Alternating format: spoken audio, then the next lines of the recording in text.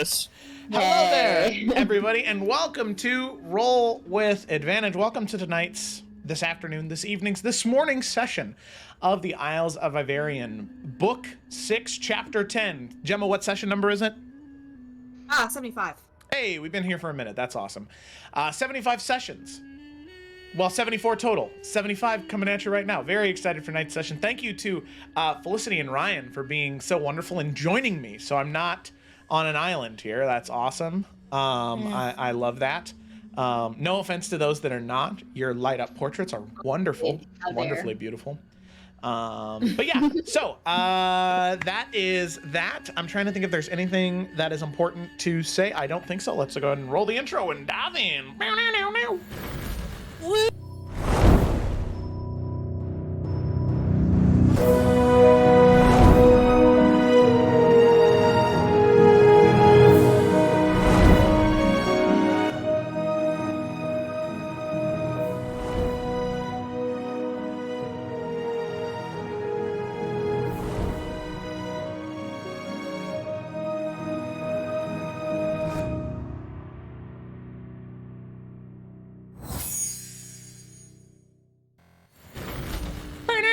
We're back. All right, so let's go ahead and dive into tonight's session. As is tradition here on Roll with Advantage, I do not do the summary. I have my players do the summary. And this week on summary is Kayla, and I am just so incredibly proud of her for finishing her summary a day early. So good job, Kayla. No, I know what you're doing. I know there are some people in here that aren't proud of you for that, but I am. I'm some people and not proud. All right, here we go. Book 6, Chapter 9. Pain and... I'm not going to do it like that. Thank you, Audrey. Oh, God. Okay, Book 6, Chapter 9, Pain and Pleasure. So, the party braced themselves to enter the City of Pain, knowing that they needed to locate a creature known as the Bottom Feeder, who potentially could lead them to a device that will allow magic to be used in an anti-magic pocket dimension to save Emerald. Before they can enter the City of Pain, they must brutally battle their way through a crowd of demons and fiends to impress a man known as the Prince of Revelry. During this combat, Eurydice wins the prince's favor, with her changing a spell from fly to flaying a creature. He promises to reward her for this if she comes and finds him within the city. So after dispatching the horde, we enter the city and briefly debate on where the party should head first. Eventually, it is decided that we should go speak with the Prince of Revelry first in hopes to maybe use his reward as a potential bargaining chip with the Bottom Feeder if it's needed. Speaking with the Prince, he offers Eurydice 2 choices for a reward, one being a dagger that would summon a group of his royal guards to aid the party whenever needed. The other choice would be to spend the night with him to receive the abilities to cast Dominate Person, Dominate Monster, and Mass Suggestion one time with auto success. Eurydice chooses the latter, and will return later. The party then tracks down the Bottom Feeder the Bottom Feeder in the Den of Debauchery. York, after leading an intimidating investigation, gets us access to the Bottom Feeder, a very grotesque and moist creature, and we are ready to receive answers from him. Wonderful summary, yes. So, diving in right where Kayla finished off. All of you had just made your way to the depths of the Den of Debauchery, having been led down there by a tiefling woman. After a brief interaction with her and a bone devil, the group of you are led down below, through interconnected staircases and hallways until eventually you arrive in his room. You can see the Bottom Feeder in front of you. You've now had a fair bit of time to take him in his massive size and grotesque nature. You can see the table that he sits at is littered with glowing stones that gleam with a life lost. Stacks of papers written in ink that is not the same type of liquid you would use to write on the material plane. You can see twisted knickknacks and pieces of flesh that lie upon his table. And you can see 2 servants, chained, walking around the room, placing, like I said, these small rectangles of light and glass on shelves, retrieving some of them and giving them to the bottom feeder. He had already introduced himself to all of you. As he smiled, ear to ear, this gnashing maw of teeth and liquid just spewing out. He smiles as he greets all of you. Welcome to the den of debauchery. It is a great pleasure to make an acquaintance with all of you. You can see he looks towards you, Yorick, as the smile gets even bigger. Aventahala told me of your imminent arrival and what you seek, and I can inform you now. I have found the thing that you wish. In fact, I have it here in this very room. But I'm sure, at least I hope, Aventahala informed you that nothing in the City of Pain is ever free. Yeah, she mentioned something like that. Alright, so... what is it then? Two things. One relatively small and insignificant. The other...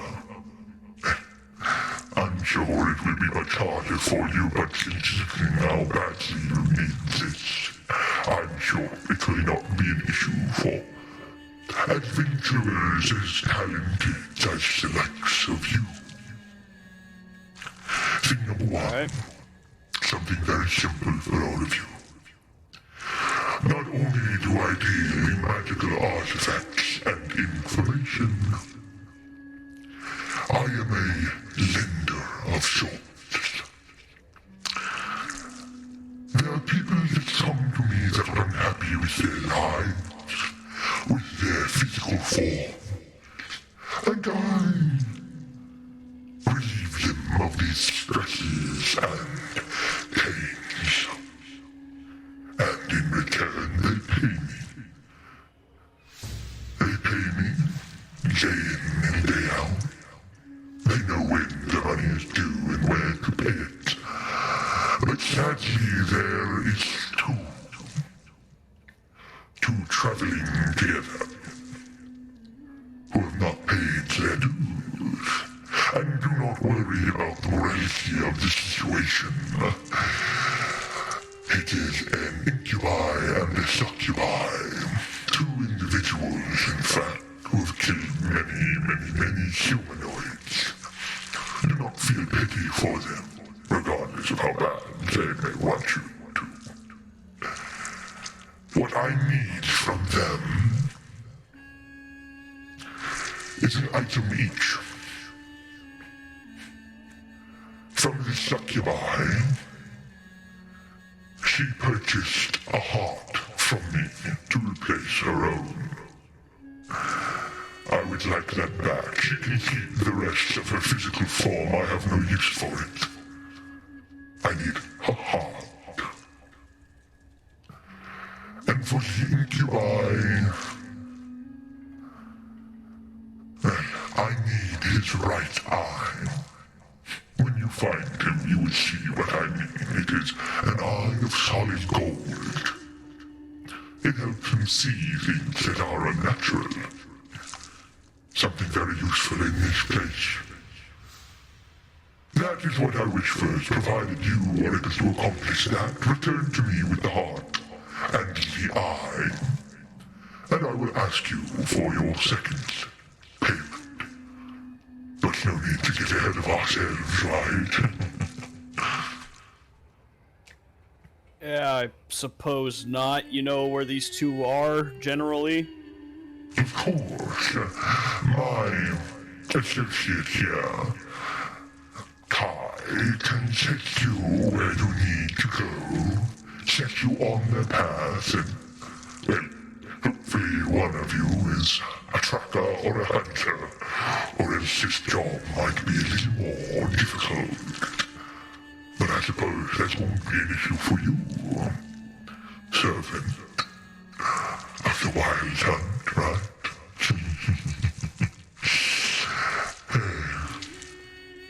Yeah. Alright, well, no time like the present, I suppose. Yes. Yes, of course. Unless you have anything you'd like from me. Any areas of your life that you're experiencing unhappiness. Perhaps a heart that doesn't beat as well as it used to. A brain that's not so sharp as it should be. Legs that don't run as fast as you wish they would. No, I think we're pretty good. But thank you. Very well. If you change your mind, I suppose you'll see me soon, I hope. We'll be Yeah, off. we'll keep it in mind. Very good. I look forward to our next meeting, friends.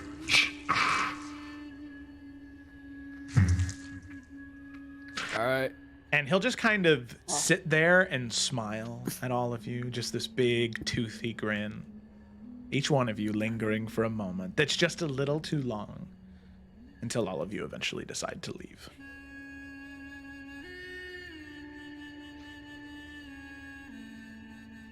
I assume his servant kind of like leads the way.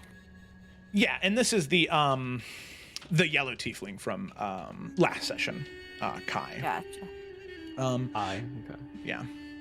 Here, I will pop that in the chat. Kai.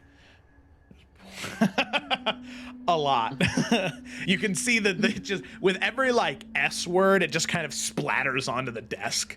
And there's a little catch that he ends up using sometimes to wet the dry areas of his face. Just kind of the saliva that ends on the desk, he just sort of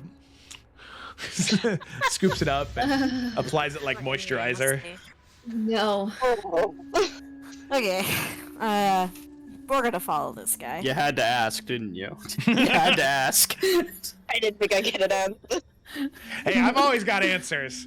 It just most people don't like them when I say them. Okay, so all of you follow Kai out, and you can see now, Yorick, as you make your way up, having been the person that interacted primarily with this creature, you can see that the Bone Devil isn't there anymore. But as Kai leads you up and out of the den of debauchery, you can see as you make your way outside, there are 4 or 5 Bone Devils now that just sort of clamor together, looking towards one and other.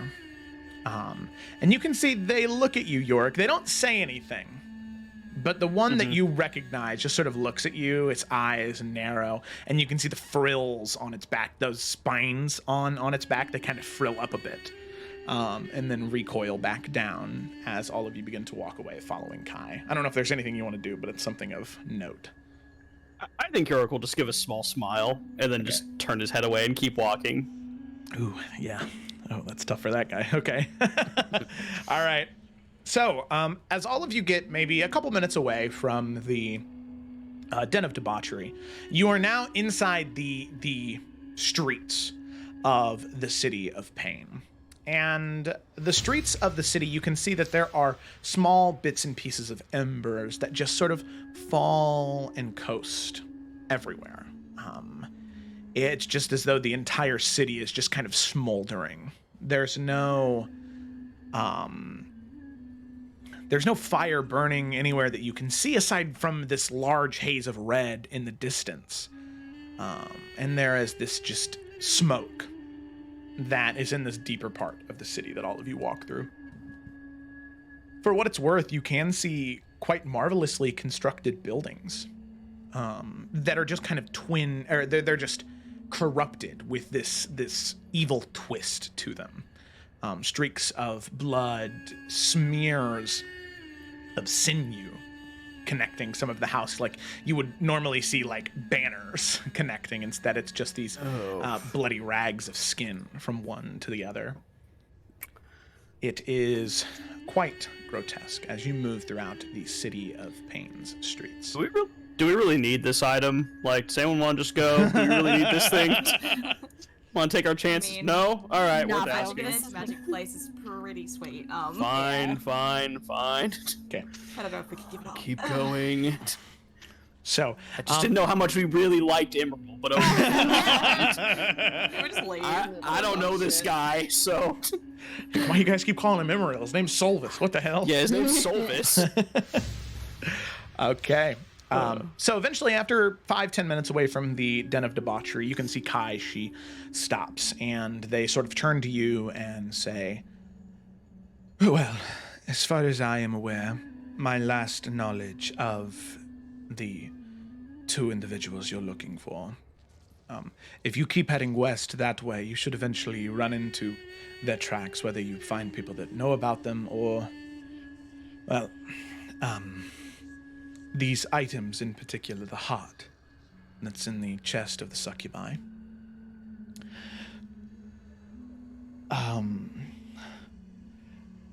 If the payments aren't made on time, these items are designed to deteriorate. So, you may find streaks of blood that are more fresh than some of the rest of these. Following those streaks of blood, if you can find them, may lead you to the succubi. As far as I'm aware, the two of them traveled together. But, like I said, they're that way. Do they have names that if we brought up, people might recognize? The bottom feeder doesn't operate on a name-to-name basis, especially to those that he lends out to. So, sadly, no. But I will say incubi and succubi are rare in this part of the city. If anything, you'll find more bone devils. Let's see. Spine devils as well. So it's definitely somewhere where an incubi and a succubi would stick out. Alright. I think we can take it from here then. All right. When you retrieve the items, I will be waiting outside the den, and I'll escort the group of you in. Good luck. Alright, real quick. I guess I'll ask it. I've never removed a heart or an eye before. Is it easier than it sounds? Well, if it's your first time, the eye itself is made of streaks of metal, so that one won't break nearly as easily. Eyes are pretty easy to pop out. Just a thin dagger into the socket and a flick of the wrist, and then it'll pop out. The heart, though, you'll have like to be an oyster, careful. okay. Yes. The heart, though, you have to be careful. You have to make sure that the ribs don't damage it at all. Sure. Yes. So what I would recommend is making a clean incision down from the sternum to the waist, and then cracking it open, and it'll make removing the heart much easier.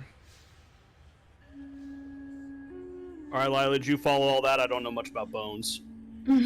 Yes, and I've had dissection in anatomy class before, so not my favorite, but yeah, familiar. Oh yeah, you took out that eye of the undead giant when we first met. I forgot about that. Yeah. Oh, so you're on eye duty? Sure. Sounds great. I can get the eye, Lila, if you don't want to. Yes, please. Yeah. All right. Well, Alright, I'm good now. good luck. And you can see she turns around and just begins to walk back towards the den, leaving all of you on the trail. Nalflix to Twig. I think this might be a job for you. Trying to follow the tracks, you mean? Right. I mean, I can try. Tracking blood isn't normally a thing that I've done. But I've tried to find birds that had obviously got themselves injured and to try and help them out when they've been injured. And so I suppose that's kind of similar. Yeah. It's close enough. So what do we need to do? Right. I so- suppose the only difference is there's not just going to be a injured bird on the other side. No, there's not. Unfortunately not. I'll help. I cast guidance on Twig. Wah wah wah. Nice. I mean, yeah, I don't know. Are we already in the area? Or do we still need to get there? Either way, Twiggle. Yeah, We're in the area. Yeah, you're in the area. Yeah, that's why Okay, she stopped okay. leading you. Oh, I thought she was like, yeah, just like continue that way or some shit. Yeah. Okay, cool. Alrighty, so you prepare to head in that direction. So what I'll do is I'll go ahead and have you make an initial survival check to see if you can search for any of these tracks, find anything that sticks out, or anything you might know about fiends and how they might stick out in a trail.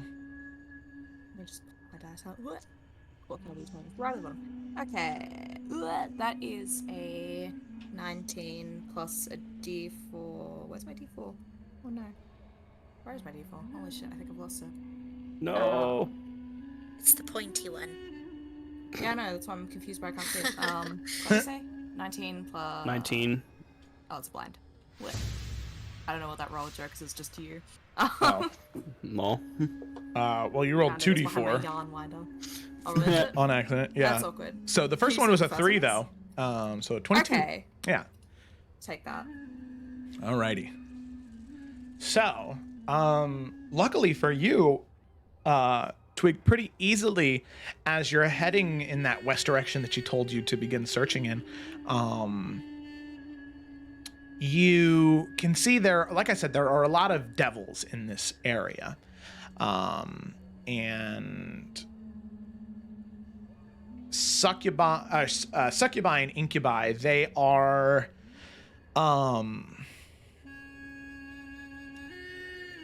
not strictly dedicated to one side. They can be chaotic, they can be lawful. Most of the time they sort of stick neutral, so they can kind of chameleon themselves into different areas. But when they do that, they definitely stick out, more so than others.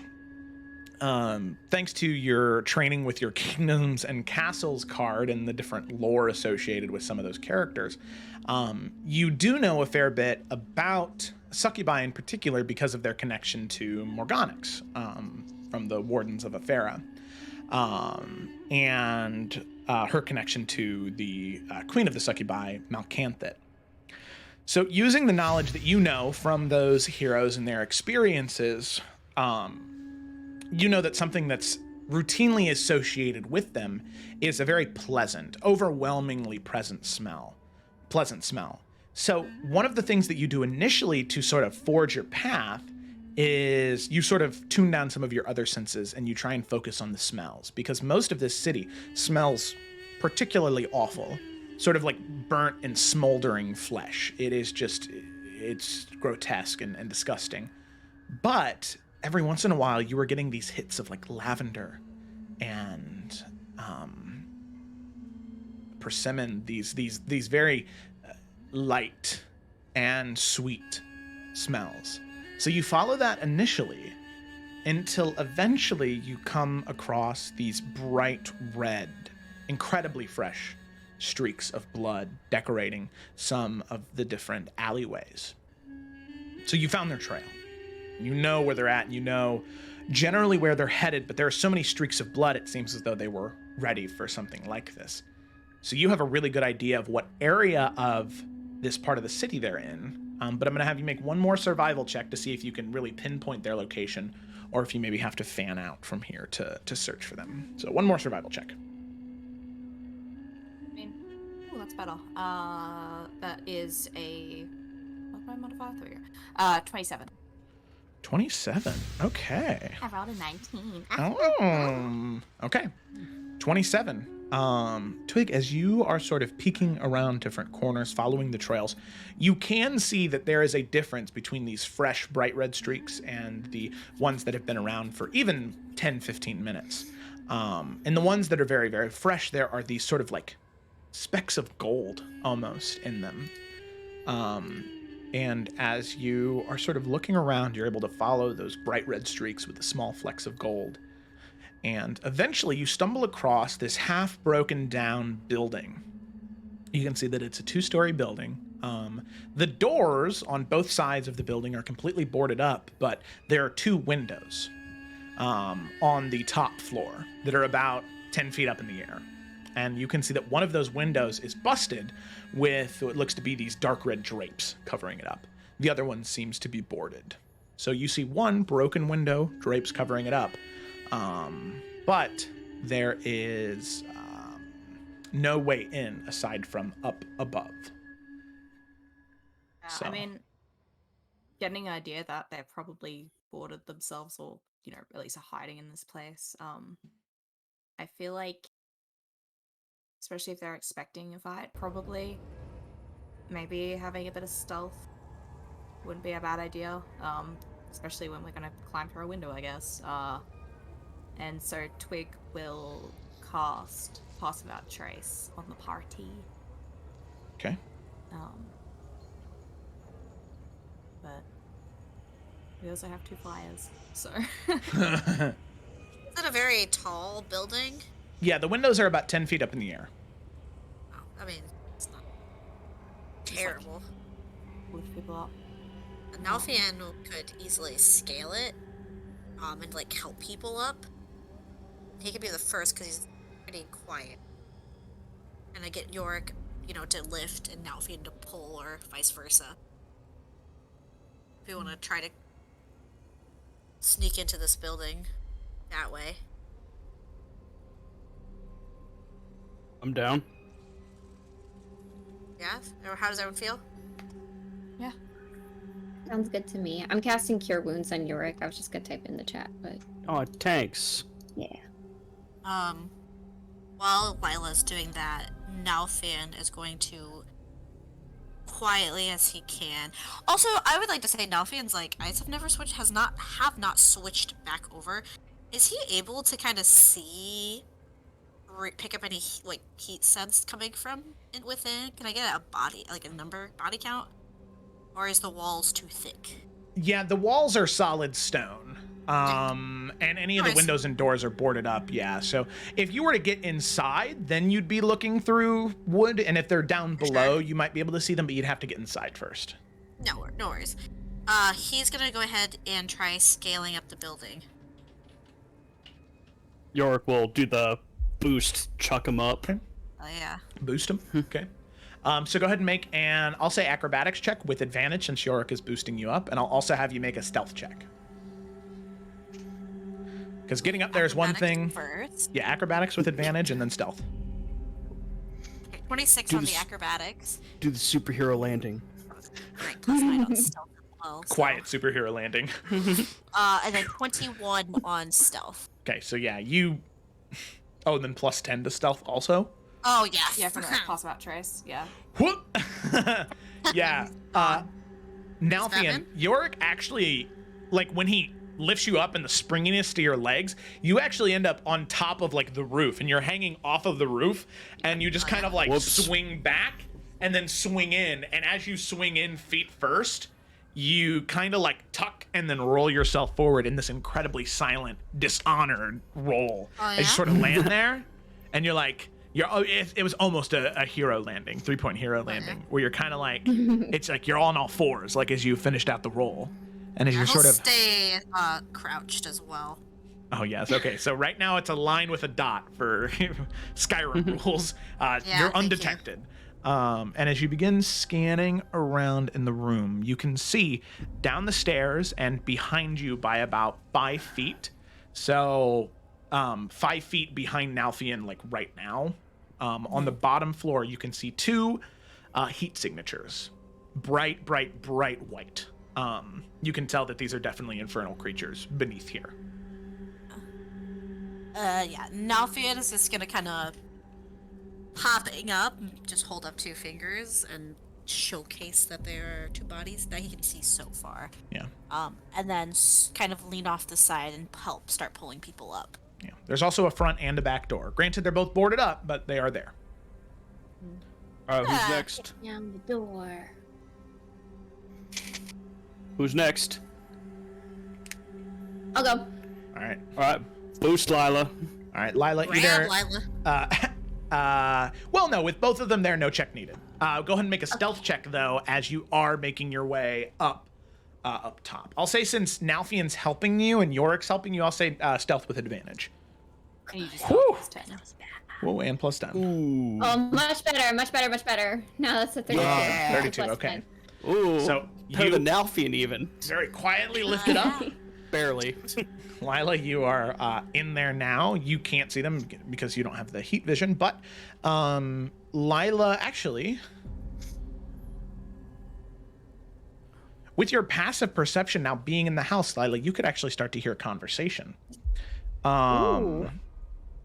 Yes.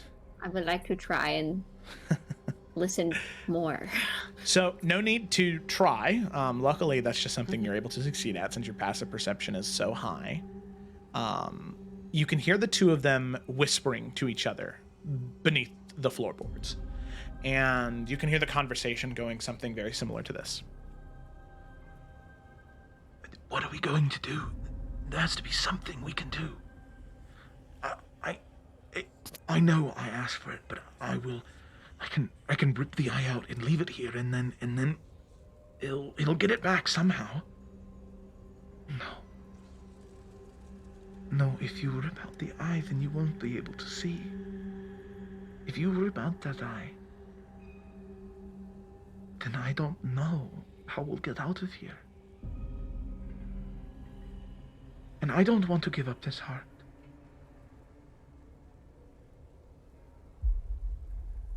I don't want to give up this heart. You know that? I know. We just need to wait. And we'll come up with a plan eventually, okay? Okay. And you can hear the conversation kind of trail off there. Yeah. She's actually just going to keep that to herself and then focus on helping Nalfian as she kind of swallows that conversation. Okay. Alrighty. So is anybody else going up? Yeah, I imagine we're all gonna get ourselves up, so. Okay. Yeah. Alrighty. Who's next? Twig. Twig. Okay. Yeah, Yuri would just a twig. Go hops. Still getting advantage, I imagine. Yep. Mhm. Oh, that was really sad then. That's a dirty 20. Okay, dirty 20. Alrighty. Yeah, they don't seem to notice you. Twig, you are lifted up, and you are right next to Lila now.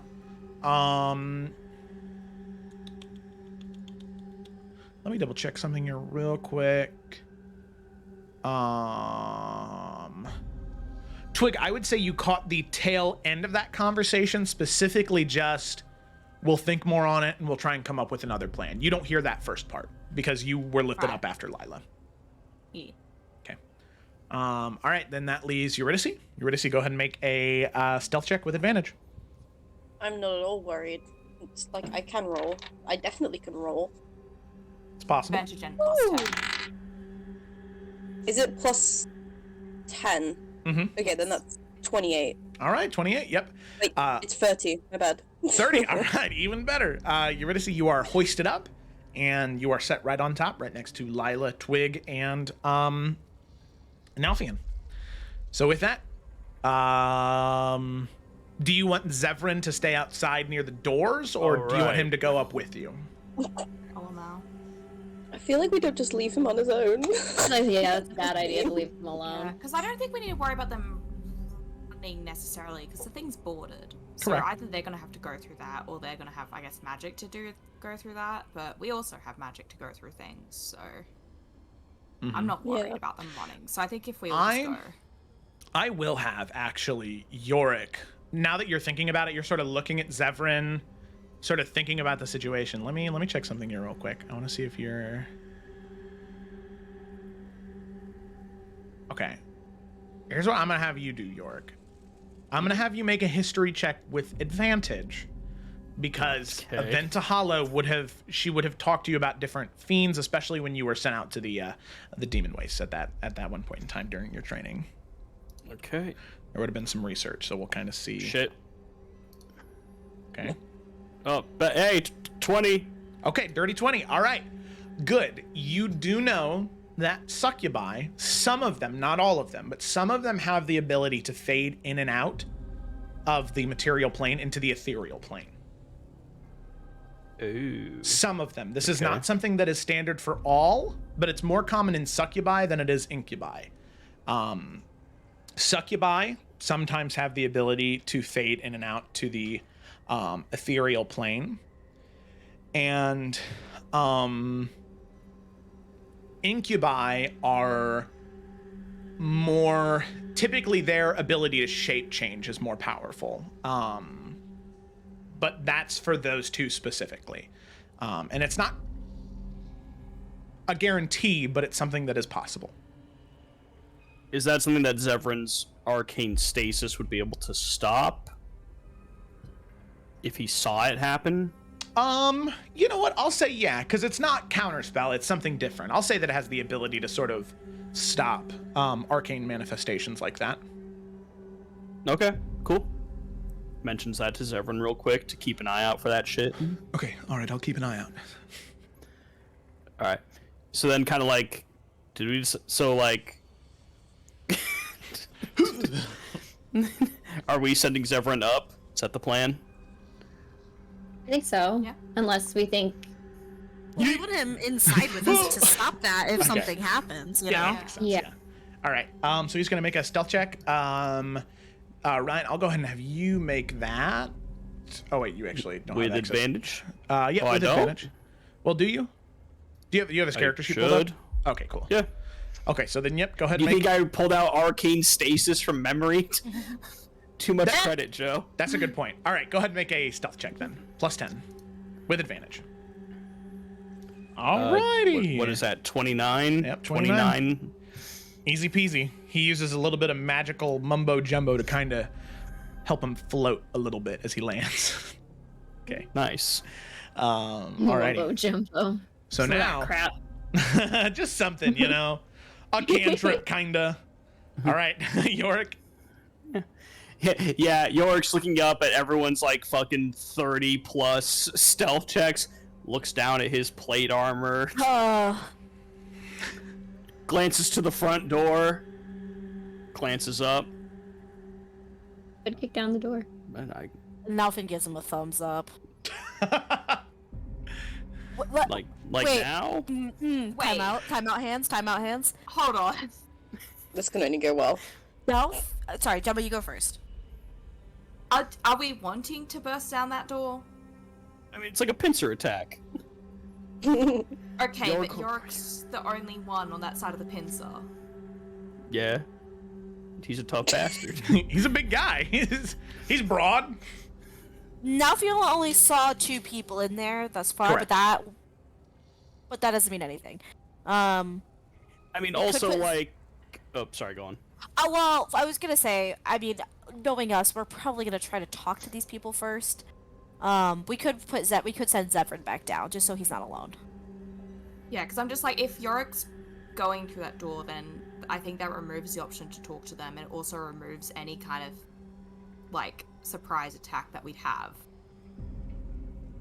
All right, then how about this? Well, York and Nalvian haven't heard anything, so I'm not sure if we're all under the impression we're going to talk to these people. No, No, but I'm like, just saying, but like, we needed to discuss that now before Yorick's literally bursting down the door. I didn't think we were talking to them, but I also did not think we were talking to them. and I will recant my statement. Then I think that we send Zevran back down just so he's not that way York's not alone, and then throw him back out the window. Got him. Nalfin. Yeah. No, I think if Yorick was intending to go through the door, we wouldn't have sent him through. I just thought we'd all go for the top. I mean, at this point, we're just gonna. So try. Zevran and York on the bottom. Is that what we're Yeah. deciding? Yeah. You got it. Yeah. You let Okay. Zevran back down. All right. Okay. catch easy. Glad Alright. it makes that sound. Any sort of a timer, or is Yorick just like, am I good now? I mean, yeah, if we're doing it, we're going. Let's go. You can All figure right. all the time, my buddy. Just Yeah, like as soon as he does Yeah, it. I think it's on Yorick time, and then we'll surprise him. I think was the plan. Alright. Or unless if anyone doesn't want to do that, speak now. I'm with you. Right. Alright, so it's just a plain, like, wooden door, like, just boarded up. Yep. Alright. Yorick's gonna kick it in. Okay. He's Better gonna be a have kicker everyone from the else store. and start running. As soon as he hears Yorick's foot make contact, he's going down the stairs. Okay. Okay. Yeah, I imagine we're all primed to be able to get down there. Yeah. Oh, yeah. You guys are definitely. It is not a big place. You're good. What I will say is, Yorick, with 18 strength plus Zevran being there with you, him able to add a little bit of repelling burst behind it, the door comes off the hinges in one strike from you and him. So as you bring up your foot, Yorick, and Zevran is right beneath you, as you kick the middle of the door, he shoots a repelling burst at the bottom, and the door just immediately like shatters into wood splinters and flies across the room. And you can see the two individuals, they sort of duck and cower as the wood shards go spraying out. And you can see immediately the two of them turn their attention to the two of you. You can see a beautiful, beautiful, beautiful woman and wearing these robes of white and gold with long, long, long red hair. That's the color of blood.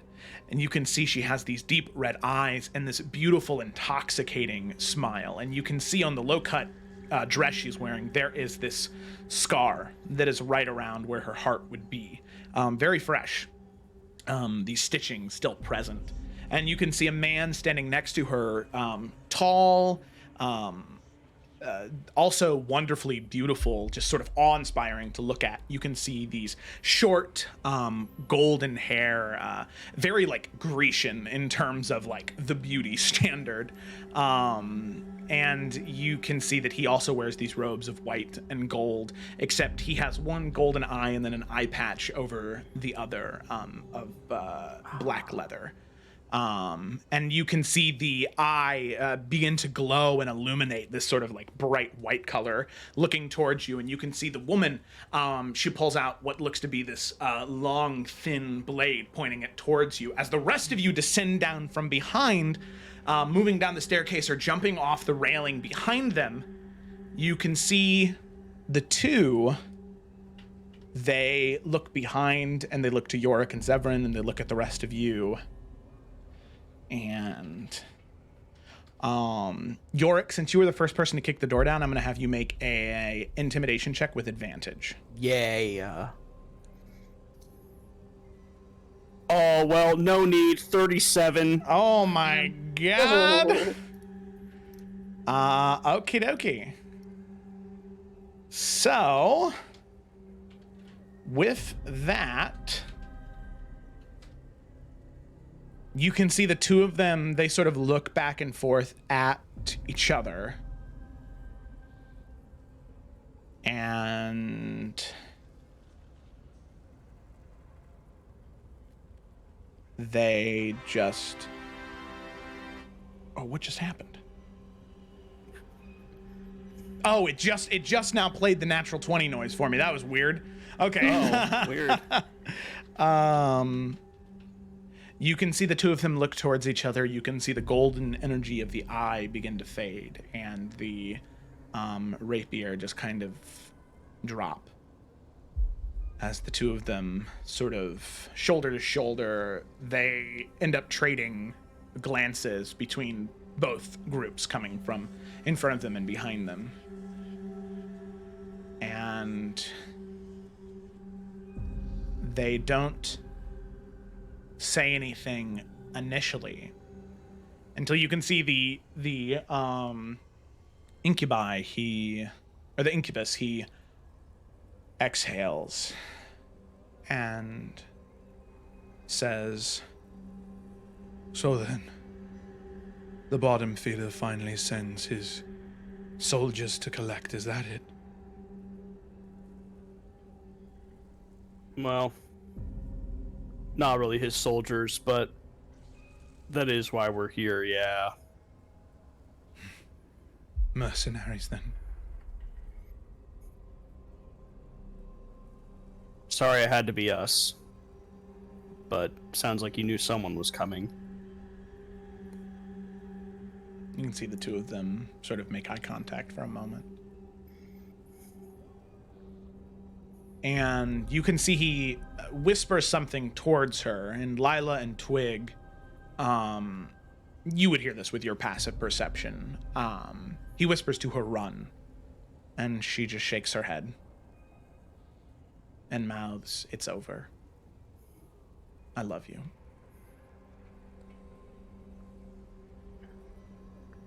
Womp womp womp. We're shitty people. Yeah, well, we're in the city of pain.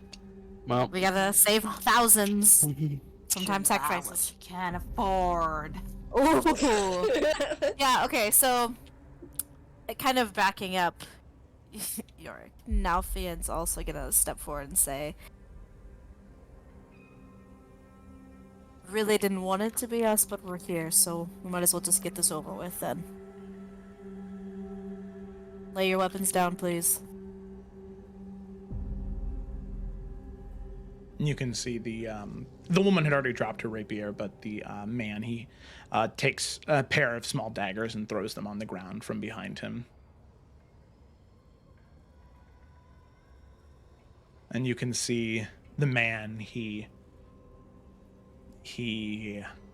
is definitely more upset than the incubus is more upset than the succubus, and says, I'm incredibly happy for all of you. That you were born in such a way that your very being didn't compel you one way or the other.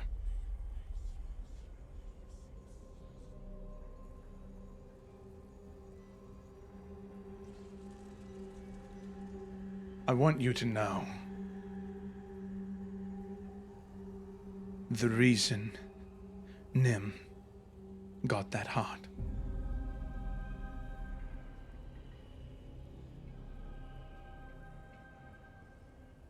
She wanted a heart, a human heart, so she could feel the love she wanted to for me, as opposed to being compelled to the nearest lump of flesh.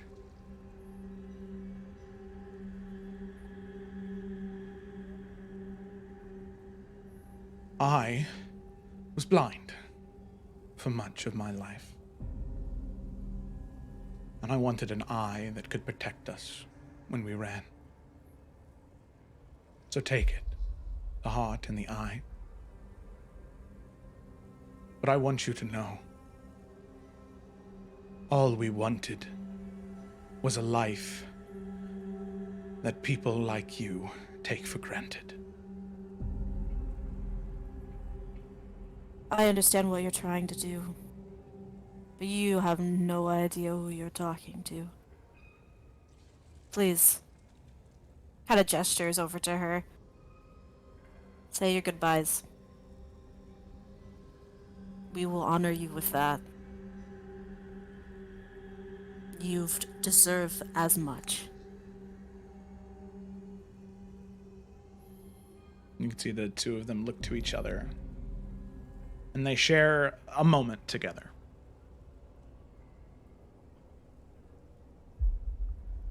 And as they break away, he says, If we can ask for one more thing. If you would be so kind as to kill us both at the same time, so neither of us have to watch the other. Yes. We can do that.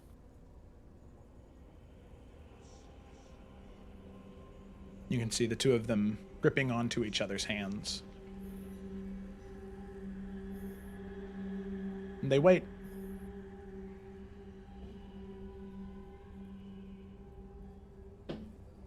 Nalfian looks to Yorick. York's looking at the ground.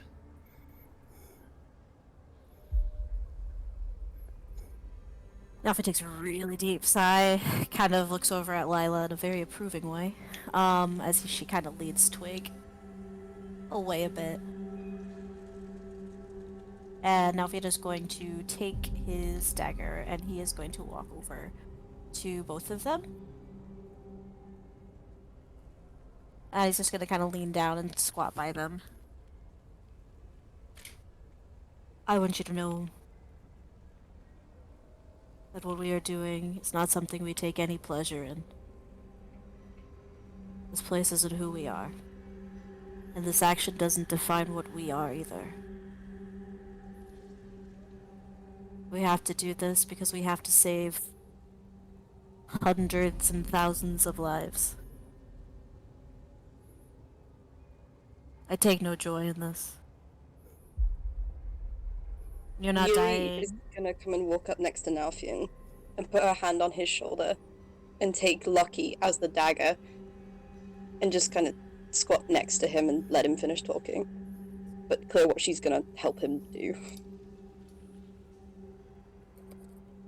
You're not dying for no reason. You're not dying in vain. You're not dying because we're some mercenaries who just want to please the bottom feeder. Your deaths are saving so many.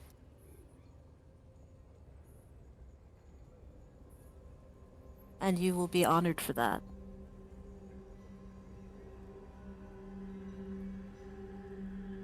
Let me ask you,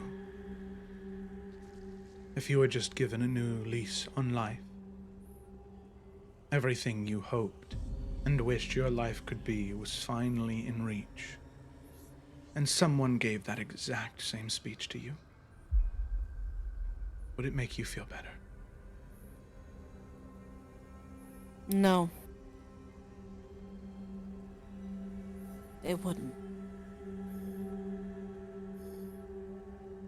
You can see some of the tension leave him, as at least you're being honest. So you can see it gives some credit to what you said right before that. As he just shakes his head and says,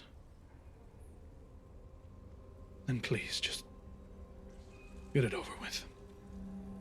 and he looks to the succubus and says,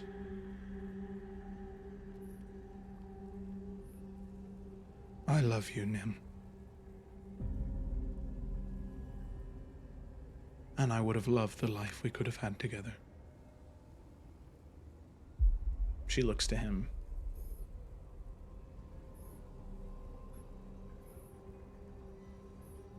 I would have given up so much more to spend just a few more moments with you, Joran. Goodbye. Goodbye. And the two of them continue to grip each other's hands tight, but they do not return to looking at each other. Nalfian kind of squeezes both of them on the shoulder once. And then he looks at Eurydice and just nods to make sure she's ready. Wait.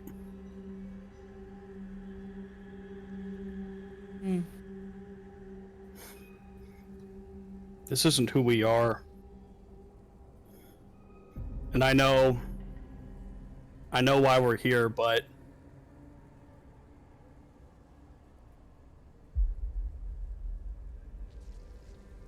I don't think we can do this.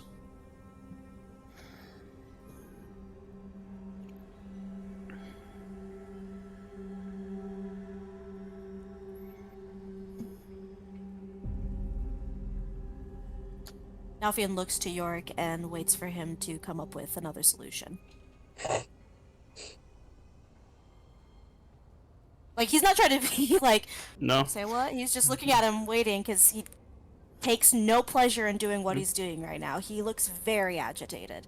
Like, this does not look like the same Nalfian at all.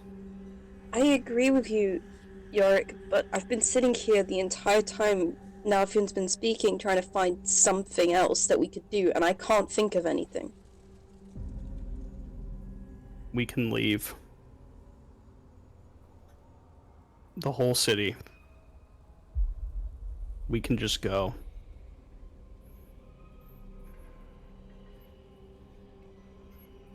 We need the item from the bottom feeder.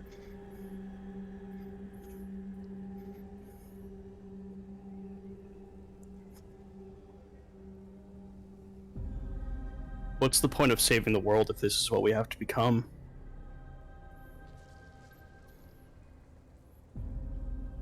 That's not a fair comparison.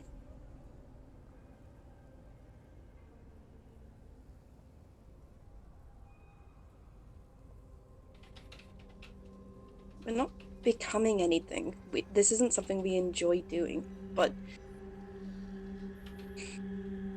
we don't have another option here.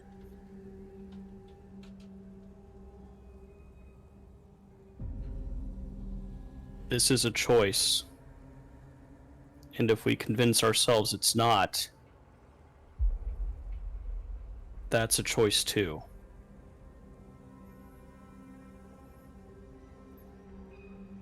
This...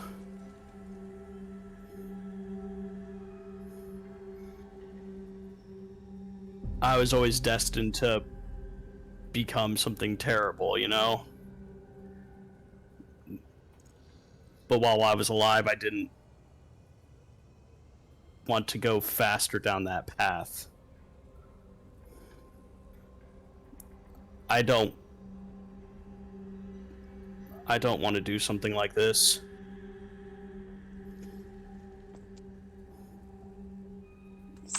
That's the point, we don't want to. But you're like, what you're doing right now is you're prolonging these people's pain before we end up deciding to do it anyway. So if you have another solution, then please tell me. But the bottom feeder is a devil, and they make deals. Maybe there's something we can work out. Something we have that he may want in return. Besides us just doing his dirty work. Nalfian's gonna, squat down. Do of you know why the devices that you carry, your eye and your heart, are so important?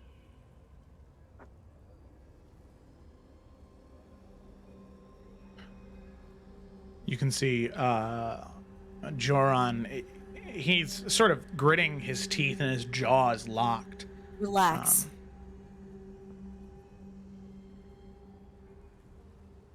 These items, the things that we didn't have and things we wanted, that's what makes them valuable. I wanted to see to be able to protect myself and Nim. She wanted a heart to love. Humans are capable of such great and profound love, even in their short lifespans. It was something she and I wanted. That's what makes it valuable.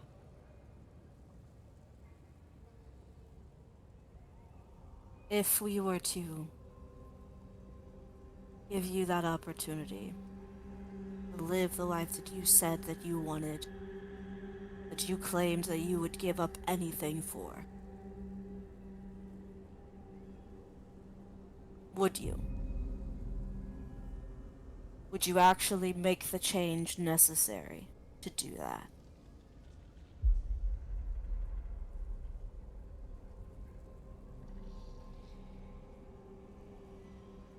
We already wanted to. We just had no way to leave. Can you fight? We can. Great. Pick up your weapons. Stand up. If we can get you to the bottom feeder, And if the rest of my friends here are alright with it, why don't we just go take what we came here for?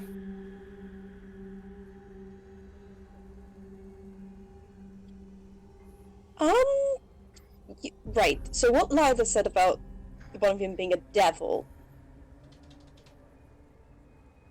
that's some kin for you, right? We either take it, we kill these people, or we leave without it. We come up with another deal. We negotiate something. We're not gonna win that fight. I don't know if it's gonna help anything, but what exactly do you two owe the bottom feeder for the heart and the eye?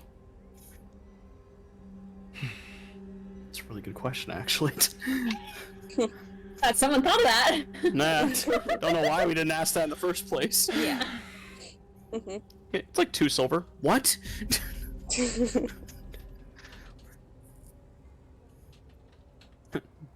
Joe's googling what's the going rate for a human heart. FBI is gonna be at his door. No.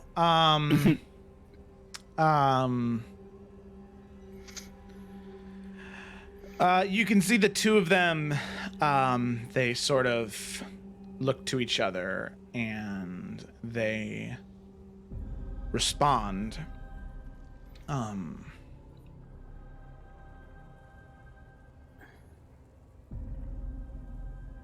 You see the currency here with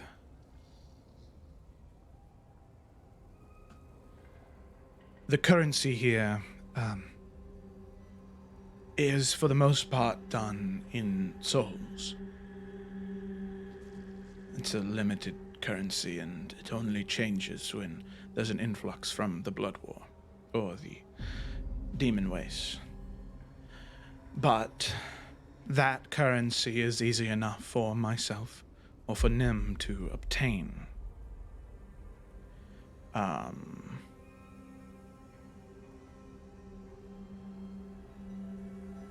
But with this in particular, the bottom feeder had to sign a contract for currency that is not available in the city of Pain.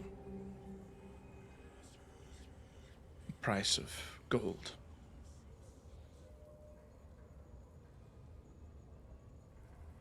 The heart was 4,000 gold pieces, and the eye was 3,000 gold pieces.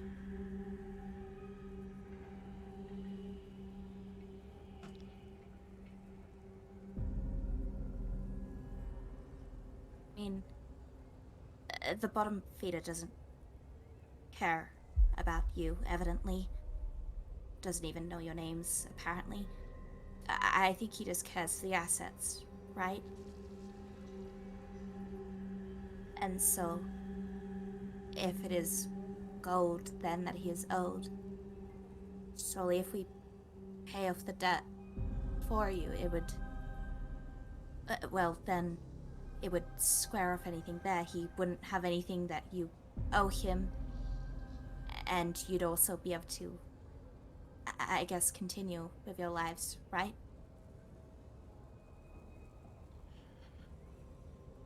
Who does that gold belong to?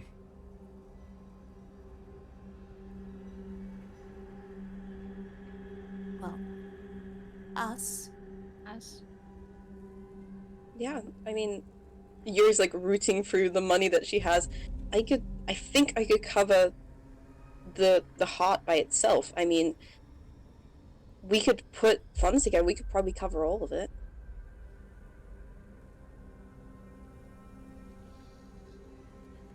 Let me ask you another question. What did the bottom feeder ask you to bring him? He's very specific about his contracts and the deals that he goes into. We're late on our payments. A repossession has been ordered. So I think what all of you need to understand is he's getting this eye and he's getting this heart. It's only a matter of time. There's not another deal. He doesn't do other deals. He makes a deal. And as soon as the terms of that contract are broken, they're broken. Okay, do you want to make up your mind on if we're helping you or not? Because before you were getting angry with us because we were going to do what the bottom feeder wanted, and now you seem to be getting angry with us because we don't. When you all first came in here, we didn't know that you were going to have empathy to our plight, to our cause. Oh god, I'm sorry we had empathy. You don't need to apologize for that. We were thankful for it. What, do you think we would have preferred bone devils to rip us to shreds? Plaster our sinew and blood all over the walls. We were angry and defensive because that's what we thought you were going to do. But then, you come to us with empathy and understanding. The words he spoke, pointing to Nalfian, I believed him. I don't know what all of you are doing or what you're trying to achieve or how this helps in any grand cosmic scale. And I don't need to know. What I do know is that you all might take us back to the bottom feeder, pay off our debt. We might be allowed to walk free in that moment. We still broke the contract. We still missed our payments. We didn't follow his rules. And if two small, insignificant individuals can break his rules, then what's to stop so many other people from doing so?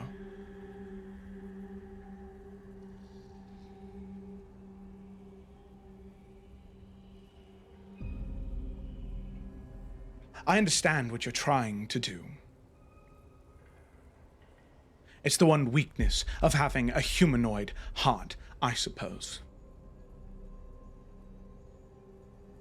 If it'll make it any easier on you. You asked me if I could fight, and I can. Do I need to draw blood first? Would that make it easier?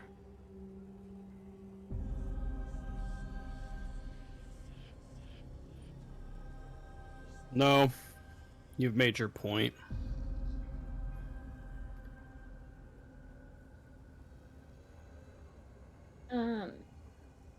While everyone's like dishing this out, can Lila kind of to herself quietly try to reach out to Corellian and try divine intervention and see if, I mean, it's a long shot still, but he hasn't tried it today, so reaching out for Corellian's aid to see if he can help them. Okay. So. Yeah. Go ahead and roll your die. Yep, roll your D100. If it's 11 or less, then it succeeds, and there will be some type of 11 or less. divine intervention. We're using the Zelda dice. Okay. Ooh. Yeah. Shit! It's a 12. No! Are you kidding? I'm not kidding you. I'll take a picture. I'm not moving it. Oh god. Shit. I'll use Yorick's inspiration to put a -1 on that roll, Joe. Is that possible? No. I don't know. Probably not. Worth a shot. Here, let me send it. I've never seen divine intervention work, and it is my life goal to see it work one day. I mean, I'm gonna try it every time I can, so And here, you I'll send it in Miles private. I don't know, my phone isn't loading very well. It's okay. I've noticed sometimes Discord is just funky when it comes to images. Sadly, yeah. As you reach out to Corellian, you can just tell that being this close to the Nine Hells and the Abyss, there's too much interference. On top of that, being in the Astral Sea, which may have helped considering his connection to the stars. The issue is the point where you're at. Divinity just is unable to reach into here in that current moment, sadly. Yeah. Ugh. Damn, I can't believe it was one away. That's all I got, guys.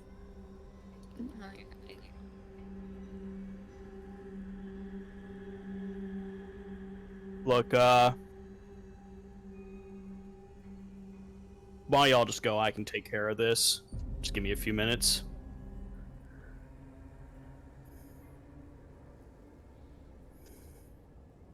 I'm not sure that's a good idea. What? Why not? I'm not gonna let any one of us deal with this on our own. We also have their wishes, Yorick.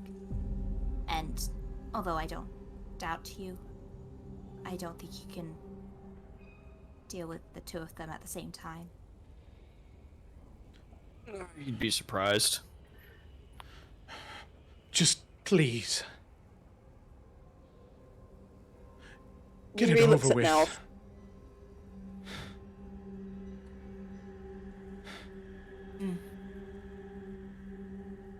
I apologize. Please. We didn't give you a chance to actually enjoy that last moment. Embrace. And we will stop this. See the two of them nod. And one more time, they embrace. And you can see there's a tight squeeze as to them there is an ounce of finality to this. Right before they do that, can Lila cast command and tell them to sleep? You know what? Yeah. Okay. And I'll say they choose to fail. I kind of figured, yeah. Yeah. As they slowly fall and collapse, holding each other, asleep. Yeah, and Nalf will just kind of, whoever's closest, whether it's Yorick or Eurydice, he will look to either one so we can finish this. Yuri's there with her dagger. Yeah, it'd be Yuri. Yeah. Yeah. Nalfin does what needs to be done. Okay. Yeah, she does too. Okay. Like I said, there is zero emotion on his face right now. He looks agitated, I guess, if anything. Yeah. Very cleanly, very quick. He's done this before. Gently laying the bodies down. Not even waiting. He's gonna go ahead and very peacefully put one hand in the other, so that way they can hold hands. But he is gonna take his dagger and take the eye. Yep. Easy enough. You're able to do so. Yeah, and then not even waiting or allowing anybody else to do the heart. He will immediately start working on that. And that's even easier than what Kai said, is there's a definite scar mark that you can just sort of cut and peel. And taking your time, you're careful in that moment, and you're able to remove the human heart.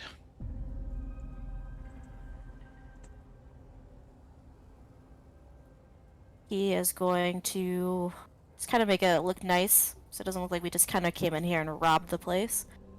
Put these items in his video game back pocket. Thank you. Like Yeah. Mario. Yeah. Great. Just put it in the infinite satchel. He is going to say absolutely nothing to anybody else, and he is just going to turn and head towards the door. Yeah.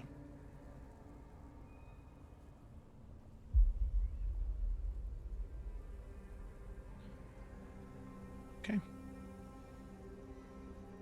So, with that, is there anything else anybody wants to do before they depart from the house? So if you were to revivify somebody that didn't originally have a human heart or the eye, it wouldn't generate that back, right? Lila would have knowledge of that. Yeah. Also, I will say that considering these two creatures are fiends, there's not necessarily a soul that is retrievable. Yeah. It's Yeah. also like both of our diamonds. That should be for us, probably. So. It's also fair. I will say that as all of you are leaving, Nalfian being the first to leave, you wouldn't see this. Yeah, York. Yeah, I think just like kind of while everyone else is leaving and shuffling out, I think York's just gonna pull out just like 2 blankets, and he's just gonna lay it over the bodies so that they're just covered in some way. And then reaching into his like little bag, just kind of at like their heads are covered, he's gonna pull out 3 of his little hand carved figures of the Wild Hunt and just kind of set them right there. And he's gonna stand up and kind of look around for a second at just this dilapidated nothing of a building, I imagine, and just kind of see that this is a place where who knows how long it's gonna be before anyone even finds them, and just kind of shake his head that this is how people die in the hells, and he's gonna just walk out with everyone else. So, as all of you are exiting, I would say Twig and Lila, considering how high your passive perception is, you two would be the only people to hear this.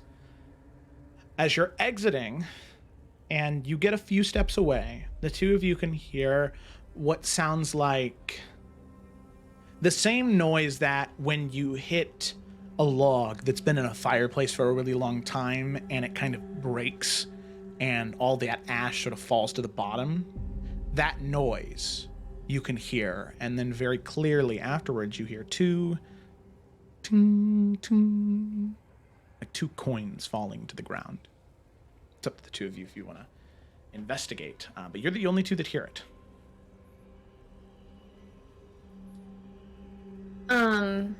I mean, if investigating doesn't mean getting stuck somewhere, if it's really far away, she probably wouldn't like peel off from the party, but like if it's like behind her or something, she like inquire, like turn around kind of thing. So Yeah.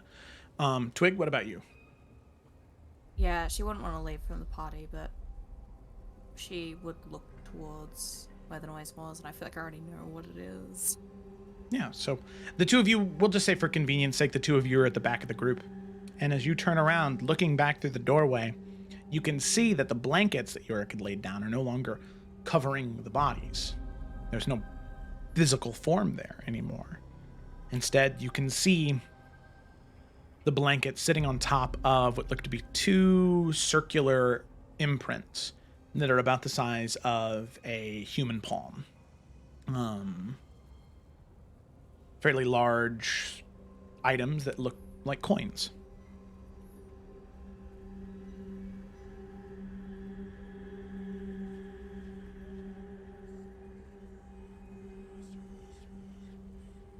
but demonology, devilology class, would she know what those are? Make a history check. Whoa, yeah, just a history check, not with advantage. Woohoo, dirty 20. Okay. Yeah, so these are the standard currency of the 9 Hells, of the Abyss, and of the City of Pain. You don't deal in gold here, you deal in soul coins. So this is why a spell like this, like Revivify, doesn't work here, is because sometimes souls, or demons or devils or fiends, when they're killed, they will be sent to the lowest layers of the 9 Hells, the lowest layers of the Abyss, and have to crawl their way back up. Some, however, their souls end up manifesting into extremely powerful coins that can be used to fuel fiendish devices like hellfire cannons or the like, which are extremely deadly siege weapons that are mostly used in the Blood War. But have known to have had implementation outside of the material plane. So, those 2 coins are extremely rare, extremely valuable, and could be of use in your time remaining in the City of Pain. Okay, yeah. Lila will say, "Wait 1 second, guys," and she's gonna run back in there and grab them and then run back. Okay. Alrighty. So, you grab the 2 coins. making sure not to disturb the wild hunt figures, but eventually you run back out. And Twig, you're able to see her kind of open up the blanket and grab the coins and then walk out. As the rest of you sort of turn around and see, she had run back into the house and sort of ran back out quickly. Does anybody want to ask? Twig, you would have seen exactly what she grabbed. So it's up to you if anybody wants to say anything. I mean, she'll say it too. If people are like looking at her, she'll be like, it just kind of say what these are and then end it with, and they might be useful.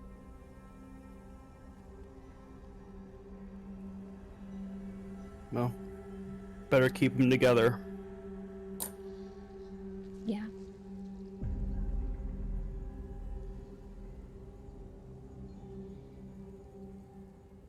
They're kept together. I'm gonna go now. Yeah, let's keep going. Okay. Alrighty.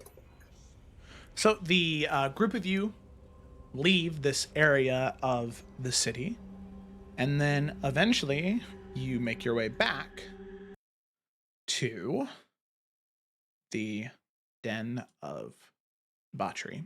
Waiting outside, you can see Kai is there. Oh, that was the wrong thing. Oopsie daisy, astral pain den. Toggle navigation. Activate.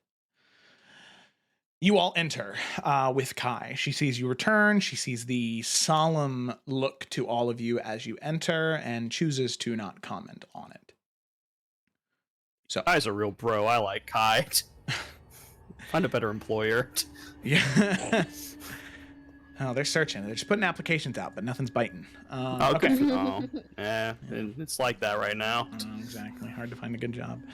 So, all of you make your way into the den of debauchery, and Kai leads you back to a similar place. But the thing that you notice is that upon making your way back, the route you take is different.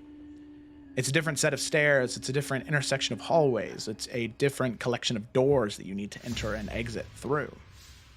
But eventually, Kai, seemingly knowing the way, leads you to the office, so to speak, of the bottom feeder. You can see as you enter the Amunzi that is there, he smiles, seeing all of you return as he begins to speak. So, then I take it you have what I asked for. Nalvin's gonna drop the stuff on his desk. There it is. Very good. What's next? You see him, he snaps, and one of the servants comes over. He hands the heart and the eye, and you can see they move towards a back area to put them. As he looks to you and smiles and says, There is just one more thing I need. You see, if you look around, you see a collection of glass tomes with motes of light within them. It is strange for a man such as myself, as I have experienced a long life, but I have no great memories or events. I remember names, should I want to collect them. And I remember faces, I remember contacts and points of information, but growing up, what it was like being small and insignificant, I do not know. So instead, I choose to partake in the memories of others. It is a pastime of mine. It helps me feel like the world I am a part of is not so grim and dark. These are memories that are mine and mine alone. They belong to no one else, and they are used for me in my free time. All I wish to have is a memory of your I will not take it from you. You will still be able to remember it. I just wish to have a happy memory for my own. And I can tell from the looks of some of you, life in City of Pain is not typical for you. I feel as though some of you have very, very, very happy memories. And all I need are 3. Let me have a copy of that memory, for my own personal use, as I said, and I will give you the advice that you seek. Did he already say, like, what other use?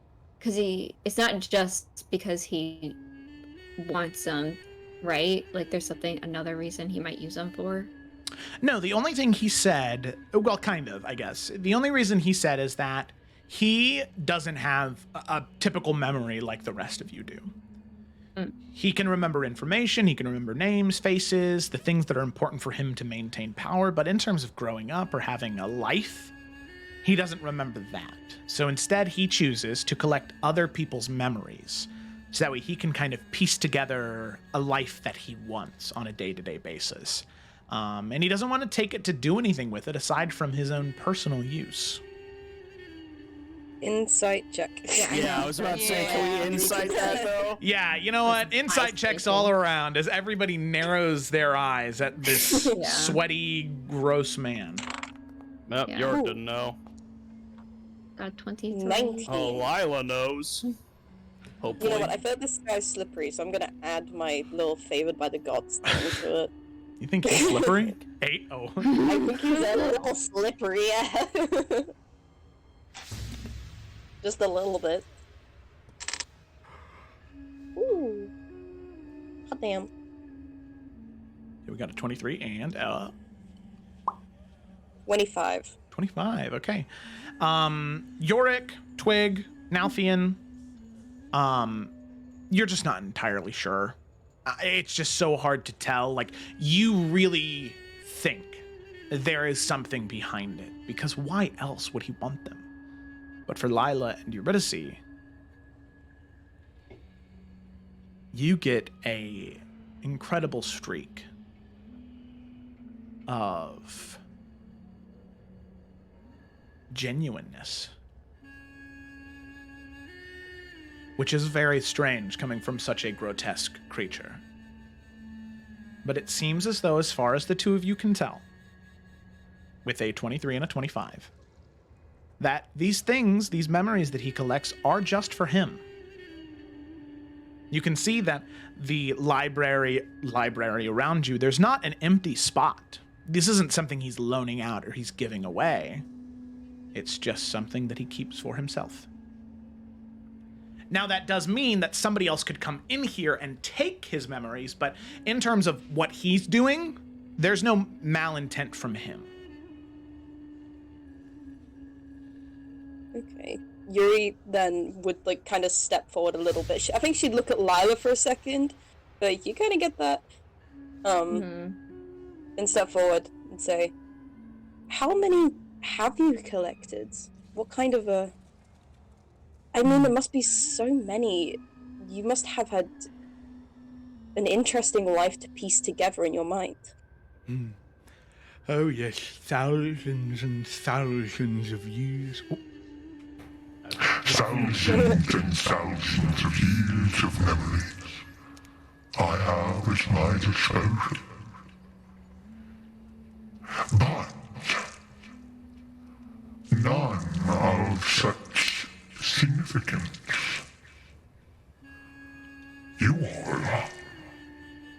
are the most notable individuals I've had come through my den. Since one of Entala, or long before that, one Archmadeus even. You all are considered a very high caliber in my den, and you would be among my most cherished memories. I fear I'd disappoint you with a happy memory, considering the happy memory wouldn't have much to do with probably being in any way significant, but I would be happy to give you one. I believe what you're saying. I believe that this is for you to build your own happiness. I'll also give you one. So will I'm I. also. Oh. Go for it. Gotcha. Okay. Alrighty. So the three of you step forward, and you can see the servants. They bring him 3 small glass boxes with these arcane runes and sigils all around them. And you can see he sets one in front of each of you. And as you begin to recount that memory, which I'll ask you to do so aloud here, because you'll be speaking it in front of everybody, you can see him, these, they're not sigils. They're like scratches in the air, and they're almost like fissures of magic that he sort of scratches into the air that funnel into the box itself. So, Nalfian, you were the first to... No, Eurydice was. Yuri was. Yuri was. Sorry, Shit. my bad. So, Eurydice, as you stand forward first, you can see the fissure begins, and almost a small vortex pointed towards you. As you begin to speak, you can see the words exit your mouth, and these essences of red and yellow and orange begin to funnel into the small glass container. So, what is the memory that Eurydice recounts? Okay, clarification, is it just a happy memory, or like her happiest memory, or is it from like growing up, or what is it? Honestly, it can be anything. It is a happy memory. It doesn't have to be your happiest, but just a memory that you are happy in. Okay, alright.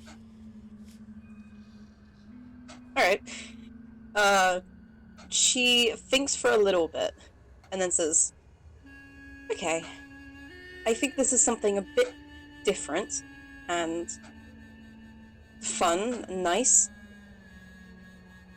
Going to Halfcrest when I was younger, being able to go to the library and seeing so many books in one place, and then walking around and seeing all the students, and knowing I couldn't go, but wanting to go so badly. And it was so stupid. I was so busy looking around at all the students and the books and trying to figure out where to go that I bumped into someone, and the books fell everywhere. And I felt so bad that I basically just ran away and just panicked. But I looked back at the person, and it was like I just imagined this whole other life of having friends and family and fun and achievements and goals, and what it would have been like to be there. And for a little bit, I let myself really, really think about it and really indulge in it. And I would sit in that library and just read and bring as many books back with me as I could. And I think when I was younger, before any of this, that was my happiest time. That was my happiest memory, thinking about that and what that experience would have been like. Very beautiful. And I have just a place for it in my lexicon. Thank you very much. As you can see, the fissures eventually close as the swirls of red, white, and gold finish mixing in the glass container. He hands it off to one of the servants, and you can see the servant places it in a very specific spot in order, moving to an upper shelf halfway through the third bookshelf, or the third bookcase. Sets it up on top of that top shelf as he moves over 2 separate books. It's gone somewhere specific, somewhere where the bottom feeder thought it would be best. He nods, and then he looks to you, Nalfian, as he creates another fissure in the air, a vortex to funnel the words you speak into the glass container. This entire time, like I said, he's been very stone-faced, if not agitated. But he softens a little bit as he talks about this, but he keeps it very brief. The day that Rose was born was one of the happiest days of my entire life. I knew when I brought my daughter into this world that I was not just a monster that could take life, but I could also give life. Hearing her cry for the first time reminded me of that. And I will never forget the look on her face. And that's a look I go to bed to every night. There's your memory. And it is quite beautiful. I can hear the pain in the memory though. Strange. How present thoughts and present memories can have a retroactive effect. Thank you, Nalfian. I will treasure it.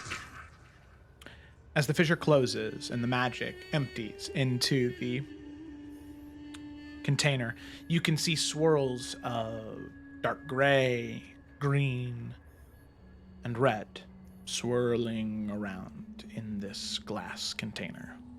As he hands it off to the servant, you can see that it is placed in a very specific spot as well, on the opposite end of the wall, or opposite end of the room, as Eurydice, in a middle shelf, in a string of tomes that seem to have that dark gray influence in them. And then he looks towards Yorick, creates one of those fissures in the air, a vortex forms, and Yorick, you are free to speak your memory. Quick question. Yeah. So, since Yorick has now seen this happen twice, does it seem like as the memory is being recalled, that the Dung Eater is also Sorry, the Dung Eater. Sorry, we've made that joke so many times; it was bound to happen. The bottom feeder, like, is he experiencing it, or is he just hearing it, but he's going to experience it later? Like, can Yorick kind of get a read on that? Yeah. As it's channeling through the magic, he is also experiencing it. Okay. Before, like, I think while the servant's getting the bottle ready, you look over at him. Curious, with so many, do you have any particular favorites? An emotion you'd want more of besides just happy? And you see him think for a moment, and he looks up at you and speaks. The strange thing is, Yorick, these are three of very few. You must understand, those that come through my gin have not had happy lives. Most of the memories I've felt and experienced are tinged with pain and suffering. I know oh so well what it feels like to hurt, to suffer, and at times to even suffer at my own hands. But very rarely do I get to feel happy. Do not mistake my smiling for that. It is what I am. But happy memories. That is not something I have myself.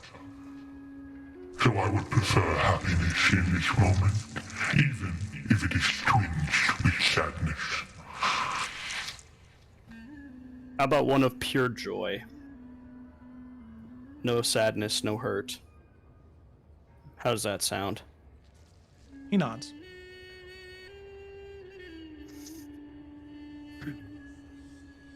House Nassine's an interesting place. It's a community where your neighbor's not just your neighbor, they're your brother, they're your sister, they're your family. The success of one is the success of all. And even the smallest achievement is something that is held on to and celebrated. But there's no such a thing at House Nassine like a good party. I'm the youngest of 7. I have 6 older sisters.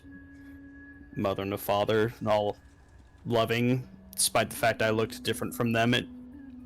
They acted like I never was, you know? Just good people. Sisters always looked after the little brother, you know? Made sure no one was picking on him. Made sure he had plenty of friends. And he always had plenty because he had them. Wasn't much more he could ask for. I remember when I turned 10, I woke up and on the door to my room, my sisters had snuck in. They put all these drawings that they had made and these birthday wishes and greetings. And I had slept through it because I'm a deep sleeper, as my friends here will tell you. But waking up to that was something I'd never forget. And Mom and Dad, you know, they made me all my favorite food that day, and there was a celebration with the house. You know, boy turning more into a man. And the party was great, but even when it was all over and the sun was going down and the fire was fading, I think back to just sitting at our dining room table, playing cards, laughing, you know, just being together. I was the luckiest kid in the world in that moment.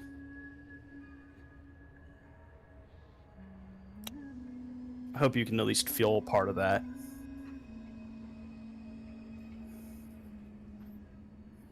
You can see he nods, and eventually the siphon finishes. These are deep, warm tones, burgundies, golds, that swirl around with these bright streaks of yellow. He nods and finishes siphoning the magic into the container and hands it off to one of the servants to go put it in a spot in the very, very back of the room. You can see that he smiles and says,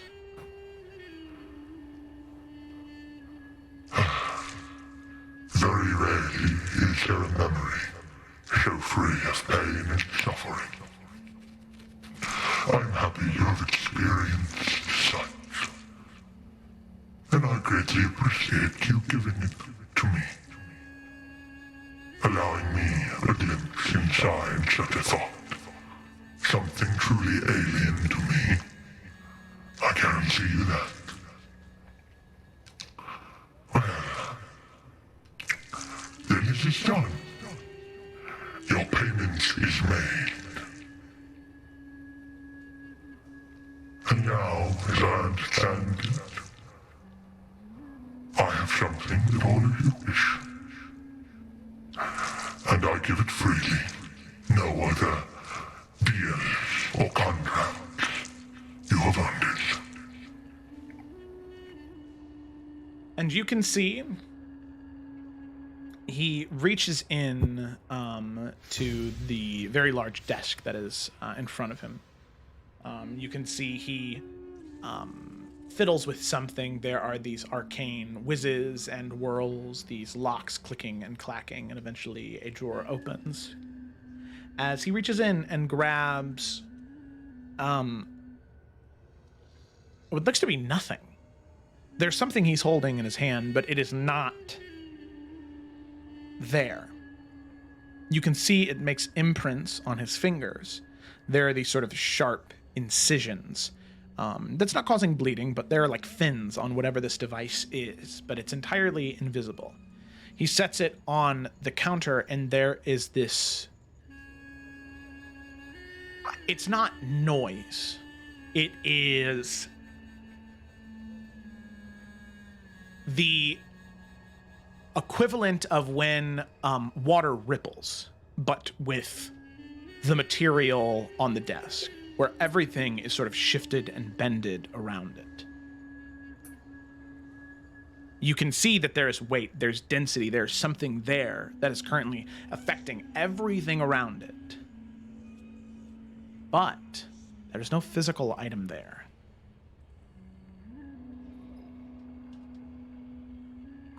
This here is what you seek. It is an item that will, even in the places where magic is most forbidden, it is most suppressed, regardless of where,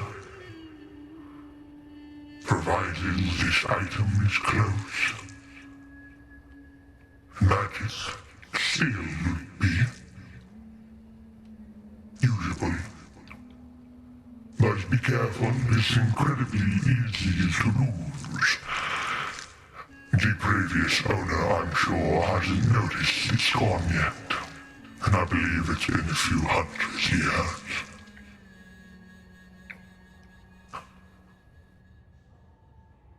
Nalfian will take it. Mm-hmm.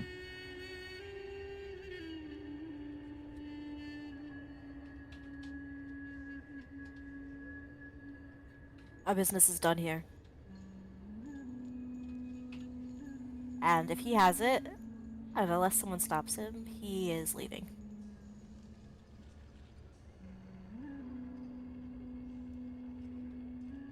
York's gonna hang behind for a second. Okay. You know, I What's think everyone Lila else would. doing? I was going to say Lila would probably start to head out, but if Yorick like hangs, she might like notice that and like wait for him for a second. Yuri's leaving. Yeah, Tog will be following Nalfian, and she'll also grab onto Nalfian's hand and give it a little bit of a squeeze. York would kind of look over. Sorry, unless Kayla wanted to respond to that. Sorry. Nalfian appreciates it, but he's just looking forward. Okay. York would glance over to the bottom feeder. I have no power to compel you to do anything, but would you entertain answering one question for me? I cannot promise you an answer, but I will consider giving you one. In terms of years regarding the material plane, when did Aventa Hala first appear in the Hells?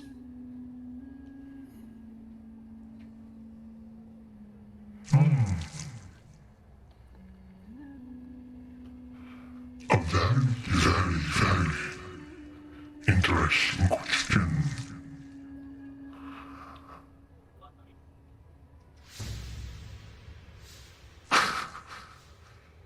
Hi. Oh my god, hi Haley!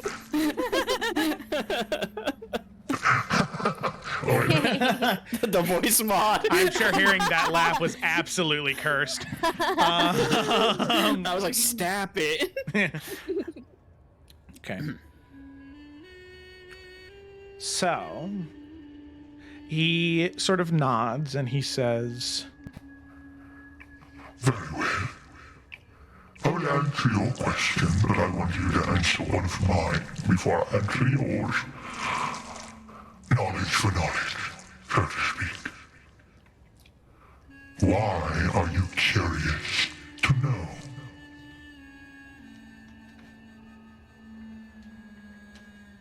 This is strictly between us, and York will extend a hand. he will shake it. As he reaches out this much longer, you expected short, stubby arms as it reaches and extends over the desk. And just clings to yours, and you can see the fingers are short and stubby initially, but grow and elongate. The nails, they sort of like click and clack up against your plated glove.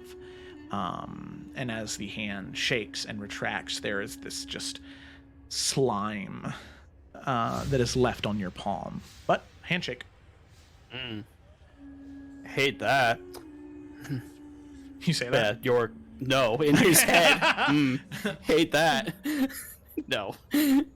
York's a little bit more tactful than that most times. Usually.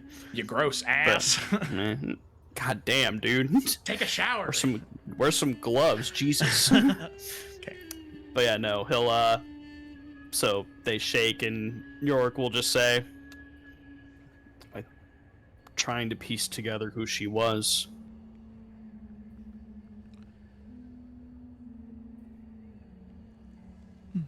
And you can see him nod. And he answers your question. I myself have spent most of my life within the Astral Sea in the City of Pain. As I said, I've now been here collecting information, memories, and giving a second lease on life to those that can afford it for many long years. But in terms of the aid in those of the material plane, it's incredibly easy to know when.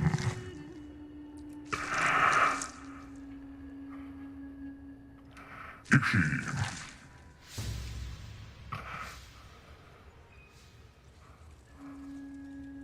in the year 301 AC, the divine gate that was put up to separate the material plane from the realms of the gods was destroyed. And Asmodeus wreaked havoc on the material plane. The continents shifted and everything that once was no more. Avenkahola entered the plane shortly after that. So, as far as I know, it has been some 1,600 years she has walked the 9 hells and climbed her way up the ranks.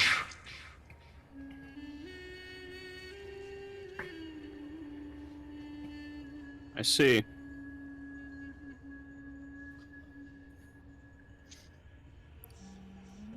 You said all the memories were kind of like, he almost had them sorted by like a color coding, clearly by like the emotion that like they were kind of like mainly invoking.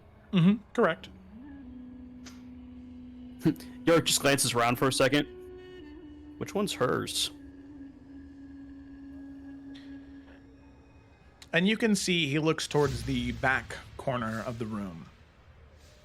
And there are these glass tomes that are deep blue with streaks of dark gray. And swirling in the middle of it is this fiery red. And you have no idea what emotion that is exactly, but it is not a happy one.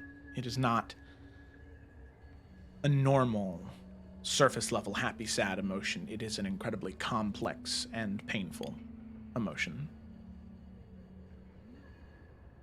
York just will nod at that. Well, till next we meet then.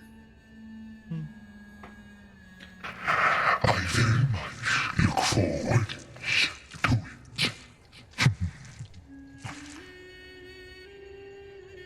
And York will turn, see Lila, and join her as they head up. Did she catch all that? I can pretend like I didn't. I was going to tell you anyway. Okay. But if you want to Yeah. pretend, like, sure, I don't want to ruin what you had going on. Oh, nothing. I just try to be nice. That is not what I expected. Yeah. So she's been a devil almost as long as the Divine Gate has been destroyed. That's gonna be, make what we're doing a little harder, isn't it? Well, good thing I love learning about ancient things. So, Well, if you have the means to do some research to around that time, I'd be grateful. I'm on it. No worries. Thanks, Silo. They'll just do a little half hug as they walk. Yeah. Back to the ship. Fuck this place. Mm-hmm. We out. I imagine that, like, at this point, Nalfian and Twig and Eurydice are probably, like, halfway there, if not already there. Nalfian, like, he would have taken Twig's hand and, like, returned her squeeze and kept holding her hand. He's holding, like, maybe now just, like, a little too tight, unconsciously, and just kind of walking really quickly. Okay. I will say that as you're making your way back towards the ship, Malthian, Twig, and Eurydice, you are intercepted. There is a group. You care about that? Look on Nalfian's face. Someone wants to approach him right now? There Okay, are you do it. a group of guards in very familiar armor that come seeking Eurydice. Oh, that's right. Look. Oh, yeah, Yuri's like, oh, yeah. Okay. Okay. I guess I'll see you later. Nalfian doesn't say anything. He just nods.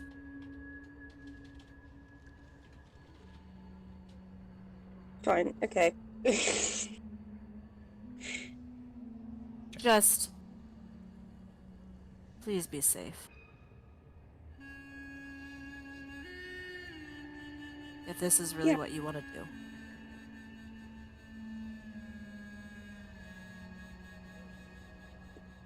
She just gives him... I don't know what the look is. It's like she's kind of looking for something, or she's just studying him real hard, and then she just nods and goes.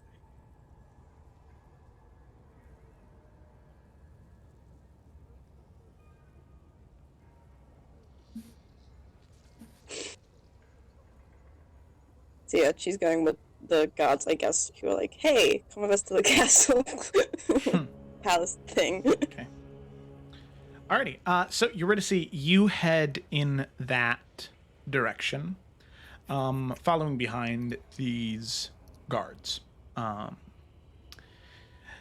As you do, you make your way towards the Gardens of Delight once again. And this time, as you're brought through, you can see that there is an incredible lack of individuals that were here like they were before. As you are passing through the city of Pain, let me just change there. Very few people are here, if any. There are only the guards and eventually these royal retinue of individuals that protect the Prince of Revelry leave. As you enter into the central part of the Gardens of Delight, you can see the Prince of Revelry awaits you there. And he waves his hand as the guards leave, and he looks to you and he smiles. And he sort of moves his hand over his head, and you can see there is this dome that envelops the entire central part of this area as he begins to speak.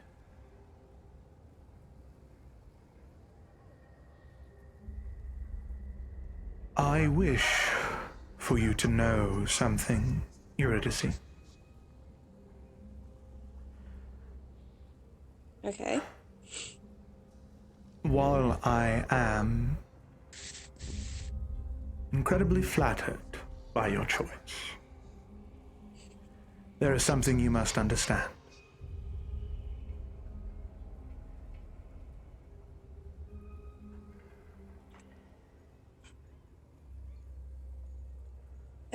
Okay? She looks really confused.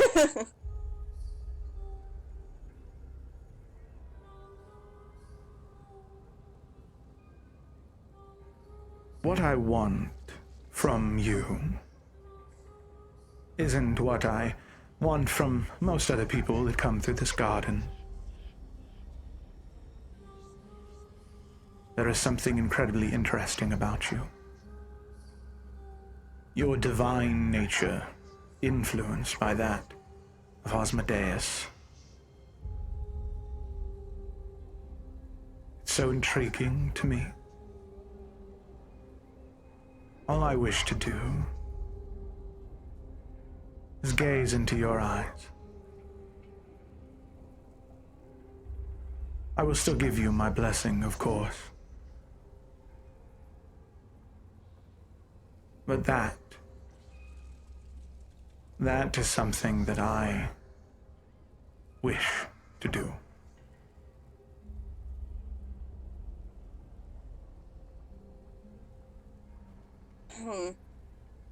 Very few people say that they find someone's divine nature interesting and just want to look into their eyes for a bit. I know I have beautiful eyes, thank you.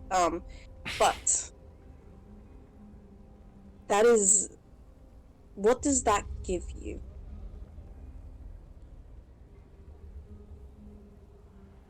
Look at the city I rule.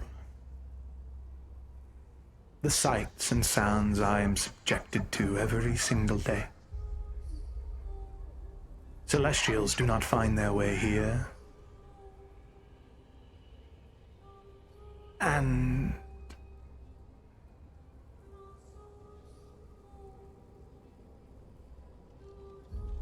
it is not carnal pleasure. No. It is soulful. Divine nature is not something you consume. At least for me it is not. Divine nature is something I wish to gaze upon, like a beautiful vista,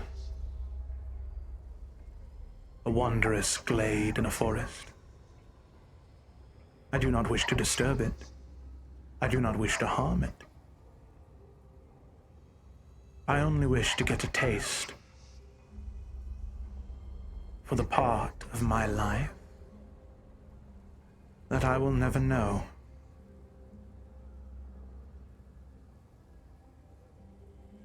You must understand, you are to see if you are truly to feel something less than fear about this.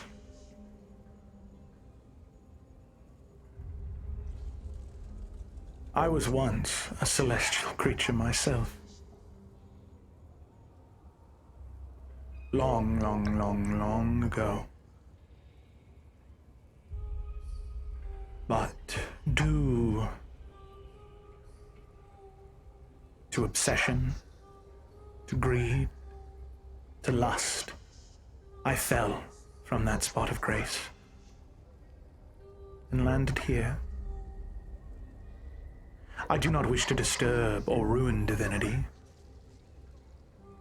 I wish to look upon what I once had and cherish it.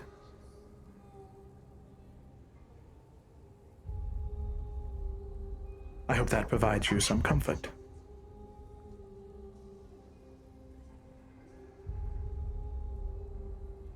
The look on her face is that she feels... she's not trying to be patronizing in that she feels sorry for him. But she's learning about him. But I do want to still insight check him. Yeah, go ahead and make an insight check. Just because paranoia. Oh, that was really shit anyway.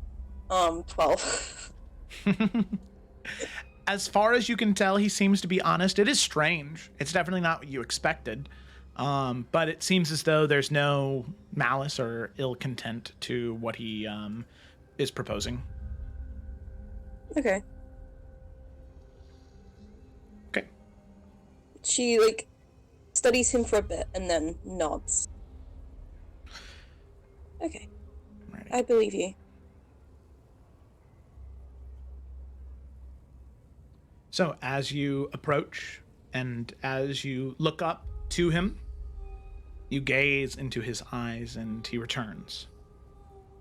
The two of you locked in eye contact. You can see these flashes of light within his eyes. They're not affecting you in any way. This isn't some type of magical spell, but the divinity that is a part of you, being the Dawnbreaker, you can see that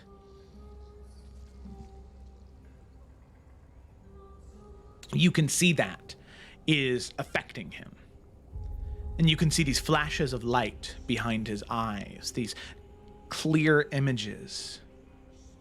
You can see some type of planetar or diva, some type of celestial creature in Mount Celestia, living amongst the clouds. In one flash, in another, you can see bright red flames and oranges cascading all around him as he falls and plummets. He falls so hard, not only does he tear through the material plane, but the ethereal plane, and lands floating on astral rock. You see how hard he fell from grace, and you can see how your divine nature affects him now. For a brief moment, as he breaks eye contact from you, you can see faint traces of that angel that he may have been at one point in time. The slightest golden aura. Some of those shadowy tendrils that cling around him begin to fade away, and you almost for a moment think you start to see ethereal wings behind him. But in the same moment that they appear, they are gone. As he nods. And you can see he takes a few steps back. And he looks to you and he will kiss his fingertips and then place it on your temple, and you can feel this surge of magic rush through you as you can feel the blessing of the Prince of Revelry inhabit you. Same thing we talked about before. And he says, in a voice that's not distorted by the nature around him, the shadowy tendrils still not here. Thank you, Eurydice. Should you ever need an ally, I will do what I can to be there for you. And you see him sit back down on the lounge around him as he moves his hand back up, and the dome disappears. You may leave. Hold on a second. And she takes her Dagger of the Rift Warden, which lets her cast like Druidcraft every now and again. And she kind of taps it and uses it to create these very, very beautiful, like, white gold kind of roses. And she'll kind of put them down. She'll put them down next to him and say, I'm really sorry about what you lost and what happened. But everybody deserves beautiful things. And you say, if I ever need an ally, if you ever need a friend, you know, someone who's not gonna be there for all this themed stuff, who's gonna maybe understand a bit of the other part of it and not think differently of you. Yeah, thank you for the... She kind of taps her head.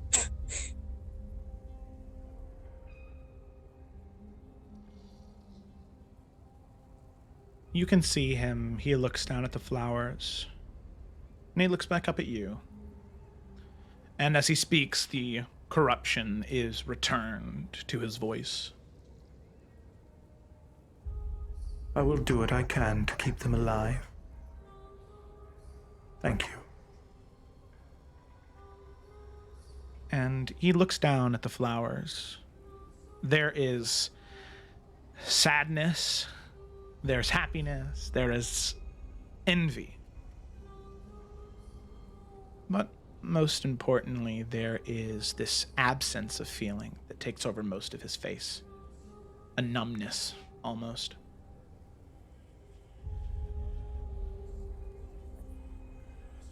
But with that, he has nothing else to say. With that, she'd nod and she'd leave. She'd go back towards the ship. Okay. Alrighty. So with that, you nod and you exit. You know exactly where the ship is from here, as this was one of the first places you arrived. And as you arrive back at the ship shortly after, Yorick and Lila do as well. With that, as all of you return to the ship, you can see that Ephron is ready to leave, provided all of you are ready as well.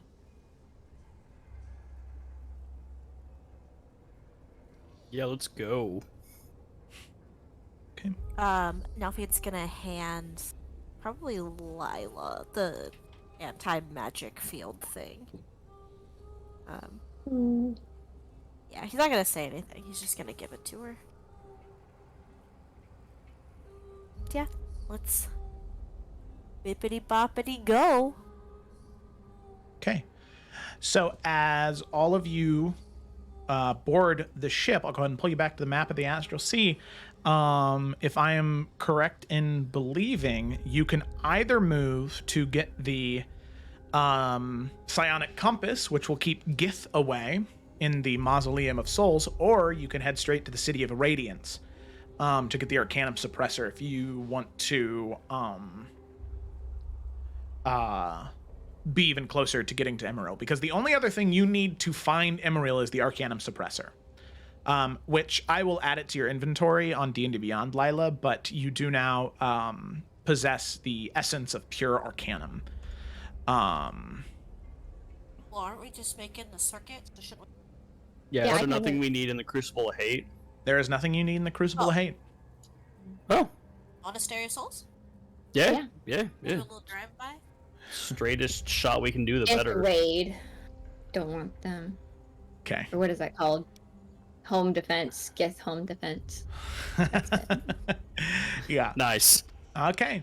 So with that, all of you board your the Valkyrie at the City of Pain. You lift up and you take off, headed towards the Mausoleum of Souls. And on that note, that's where we're going to go ahead and take our break. Thanks so much for watching so far. We'll be back in probably 10 minutes. I just need to get a little bit of water. I want to eat a little snick snack, heat up some pasta, and then I will be good to continue on. So thanks for watching so far, and we'll be right back.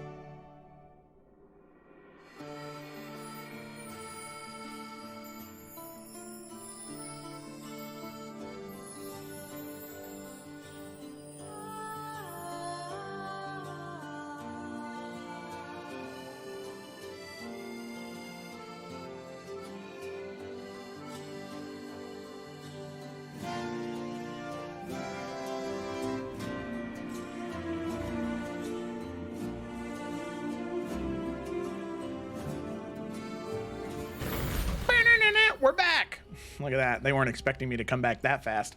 So let's go ahead and dive back into tonight's session. Picking up where we left off, our group of adventurers. Wait a second, I need to change my background here. Astral. Ooh, yeah, look at this. Look at that. It's so blue. Oh my god. Jesus. Our group of adventurers now find themselves within the astral sea once again.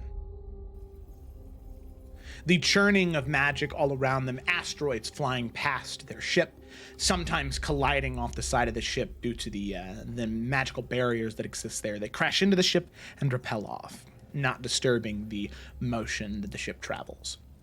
Lila, upon boarding the ship and leaving the city of Pain, you and Ephron coordinated once again in order to direct the ship on the right course. In fact, Ephron himself is very relieved to not be heading towards the Crucible of Hate, as he does say, The Crucible of Hate is quite dangerous for individuals such as yourself and even me. Yorick, even with your natural resistance to fire, should we get closer than what we are, if it's anything like the one from my home, your skin would begin to melt. And it would be a rather unpleasant sight for all of us. So be thankful that nothing lies within the Crucible of Hate. And should any of you ever need to travel there, you may have to find a different ship to take you. So let us hope that none of you ever need to go there. What even is there? Well, it's rumored, of course. Nothing is known for certain. At least in my world, a great entity of fire and turmoil exists there. To call him a giant would be technically correct, but seems wrong. An entity as big as one of the corpses within the City of Corpses, but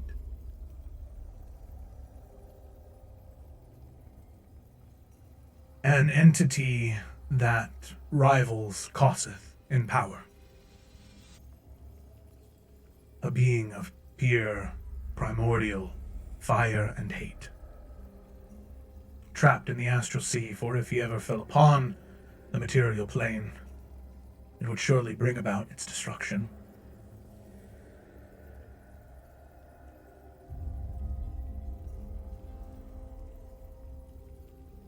Well, damn. Yeah, I don't want to visit. All right.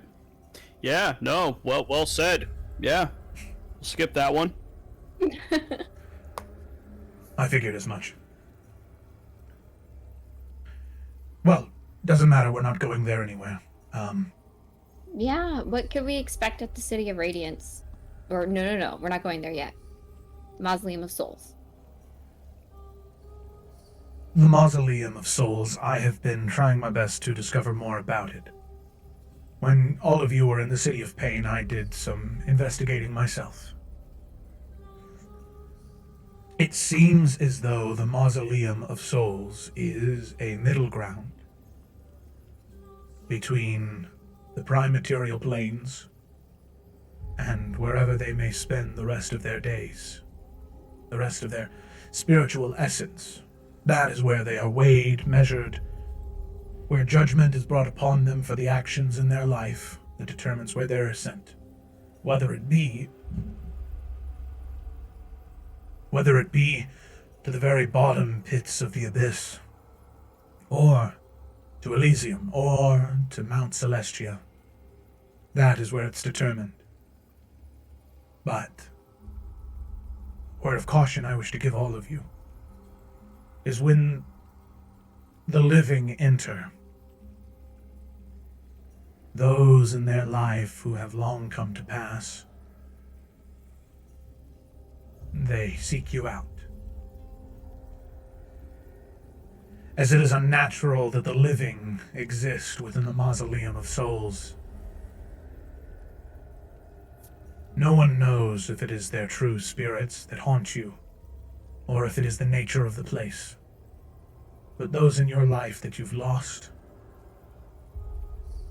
will do everything in their power to prevent you from moving deeper into the mausoleum. There is no fighting to be had.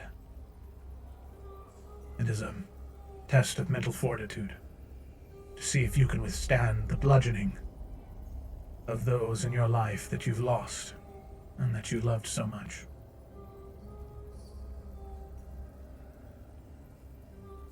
But we could speak to them, right?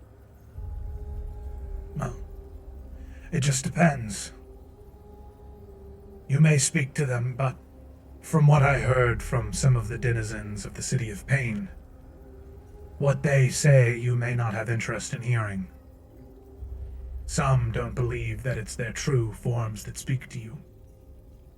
It's the mausoleum itself defending what's inside. It's doing what it can to keep people out. I'm not sure if I would believe that the souls of the things that speak to you are your own family, your own loved ones, those connected to you. I don't know if I'd believe it. It might be easier to believe it.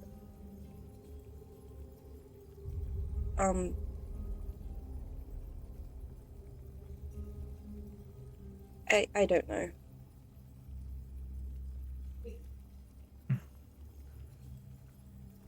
Yes, well, whatever may help you in making your way through the mausoleum.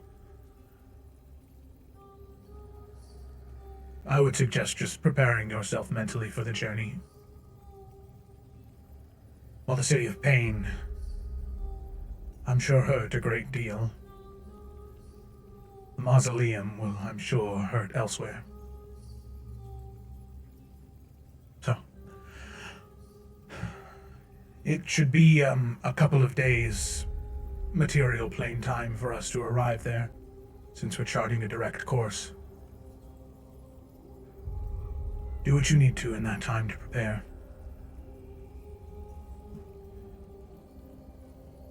You can see Ephraim, he kind of looks to all of you to see if you have any more questions, but if not, he'll return to the helm. Thanks, bud. York will head off. So move back to the helm. Alrighty. Maybe they can talk. Maybe they can answer questions, and maybe it is them. Sort of. Kind of. But if it's not, are their answers even worth anything? I don't know. And if we don't know for sure that they are, we probably shouldn't go in hoping that it will be them. You know?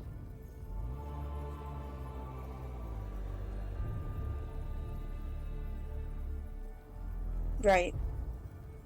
Yeah. No, right. Yeah, I'm fine. She heads downstairs.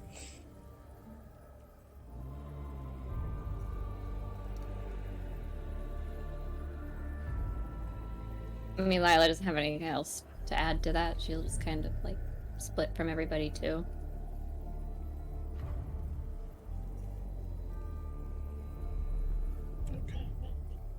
Alrighty. So all of you split up and head different ways. As all of you sit in different areas on this first day of travel, is there anybody that's attempting to conversate with anyone, or is the first day after the City of Pain, it's kind of quiet on deck? I mean, once people have split, obviously knowing how Nalfian's been, I guess, since really the bottom feeder, and with the information of what's going to be in the Mausoleum of Souls as well, Rick would just go over to him. I don't know if he's still on top deck or if he would want to have wandered off, but... I don't think he probably would have went far. If anything, he probably just wandered to watch as we just kind of sail aimlessly forward. So he's kind of distracted looking out. She'll approach. Are you okay?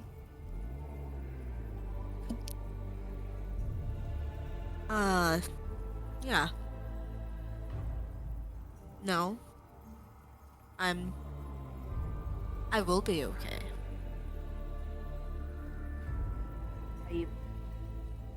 Are you sure, knowing what's gonna be in the Mausoleum of Souls too? Yeah.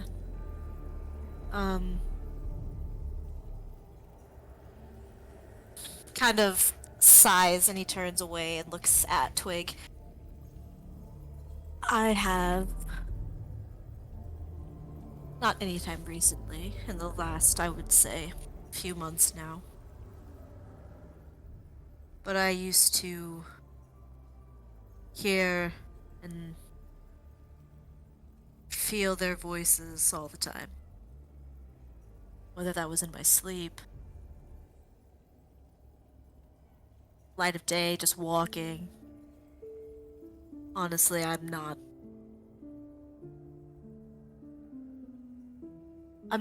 prepared for that. It's gonna hurt, it's gonna suck. Oddly enough, I feel as though I am probably the most prepared for that out of everyone.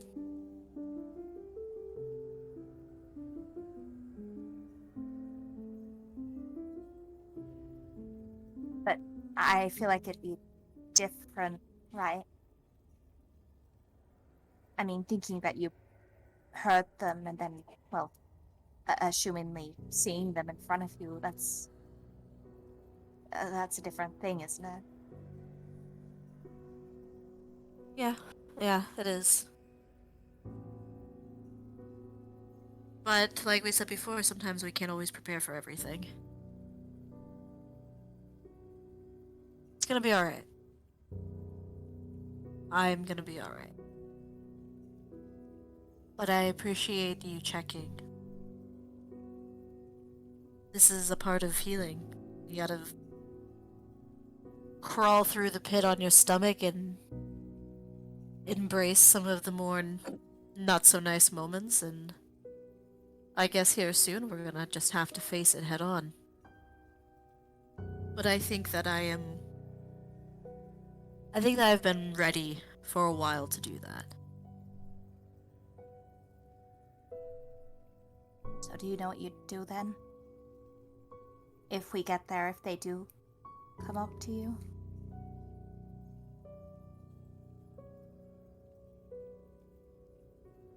I'll probably smile. I'm always smiling. He smiles. Then I'll probably cry. And then I'll probably say nothing and turn my back because they're not real.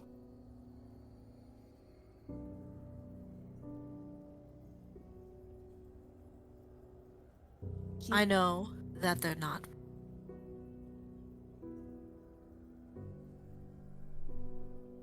Would you need us to do anything?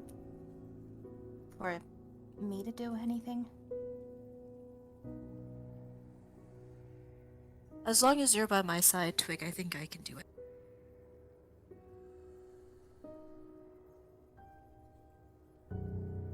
Okay.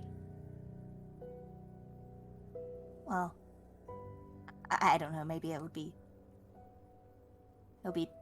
different in this dimension anyways. And what Ephron was saying wouldn't even come to be realized. Maybe not, but you know, I'm not the only one who's lost, you know? What do you think you'll do?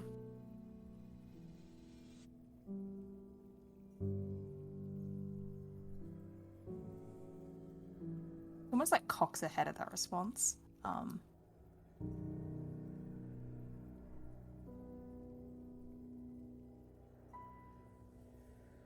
don't I don't think it's really the same.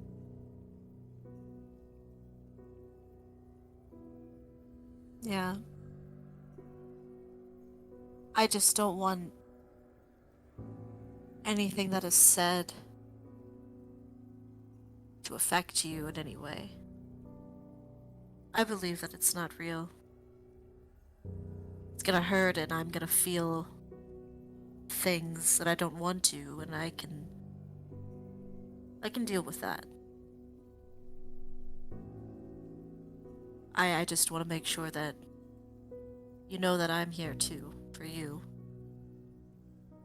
It may not be as difficult, but it's its own type of struggle. I don't want to make it seem less than what it could be.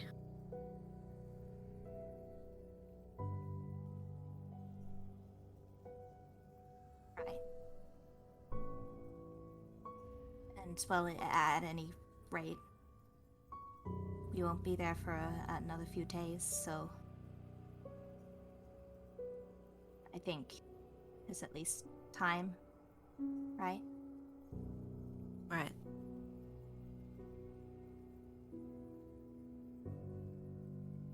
We've made it through a lot. We can make it through this, too. Just give a firm nod and then she'll hug Nalfian. He'll hug her back, and he'll just kind of hold on to her for a little bit and say,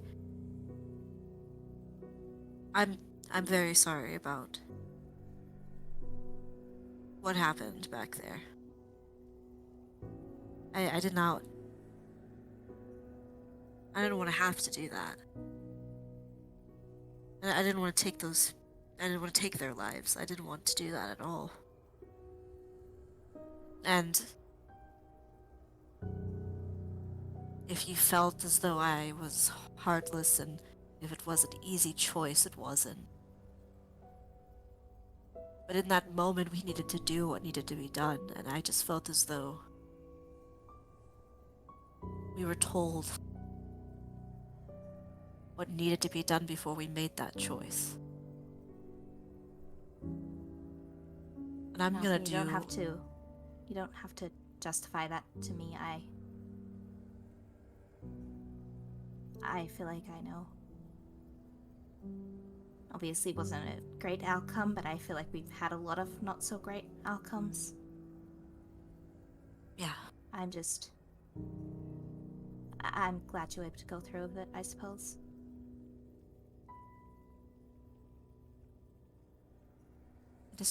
Yeah. I'm glad you know. And I'll hug her a little tighter.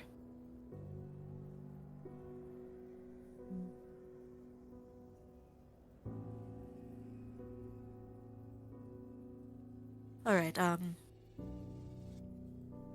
why don't we play Kingdoms and Castles? Because it's been a long day.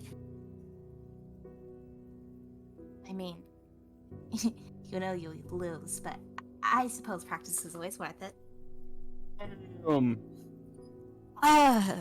Don't even have anything to say to that because it's true. Will, as she walks away and he follows, wipe the tears out of his eyes. Without her knowing, of course, because he's smooth like that. And follow behind. Stealth 100. Okay. Alrighty. Wonderful. So, the two of you head off and you play some Kingdoms and Castles. Nalfian, you're gonna try, but does Kayla want to try and roll? Absolutely. Okay. All right. Let's see what happens. So just remember, 20, right? it's D20 intelligence or wisdom for Nalfian. Right. Oh, okay. All right. Twig, Nalfian, first roll. Set up phase. 13. Let's 25. hear. Let's let me. Well, let me play this one of my favorite tracks, but it's a little bit too much of a modern beat here. So what is that? A 13 and a 25? Is that what I heard? Yep. Okay. So Nalfian, you're off to a rough start, but it is not finished yet. You still can come back from this. Honestly, you can.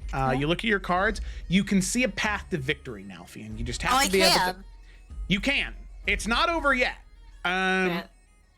You just have to win the next 2 rounds.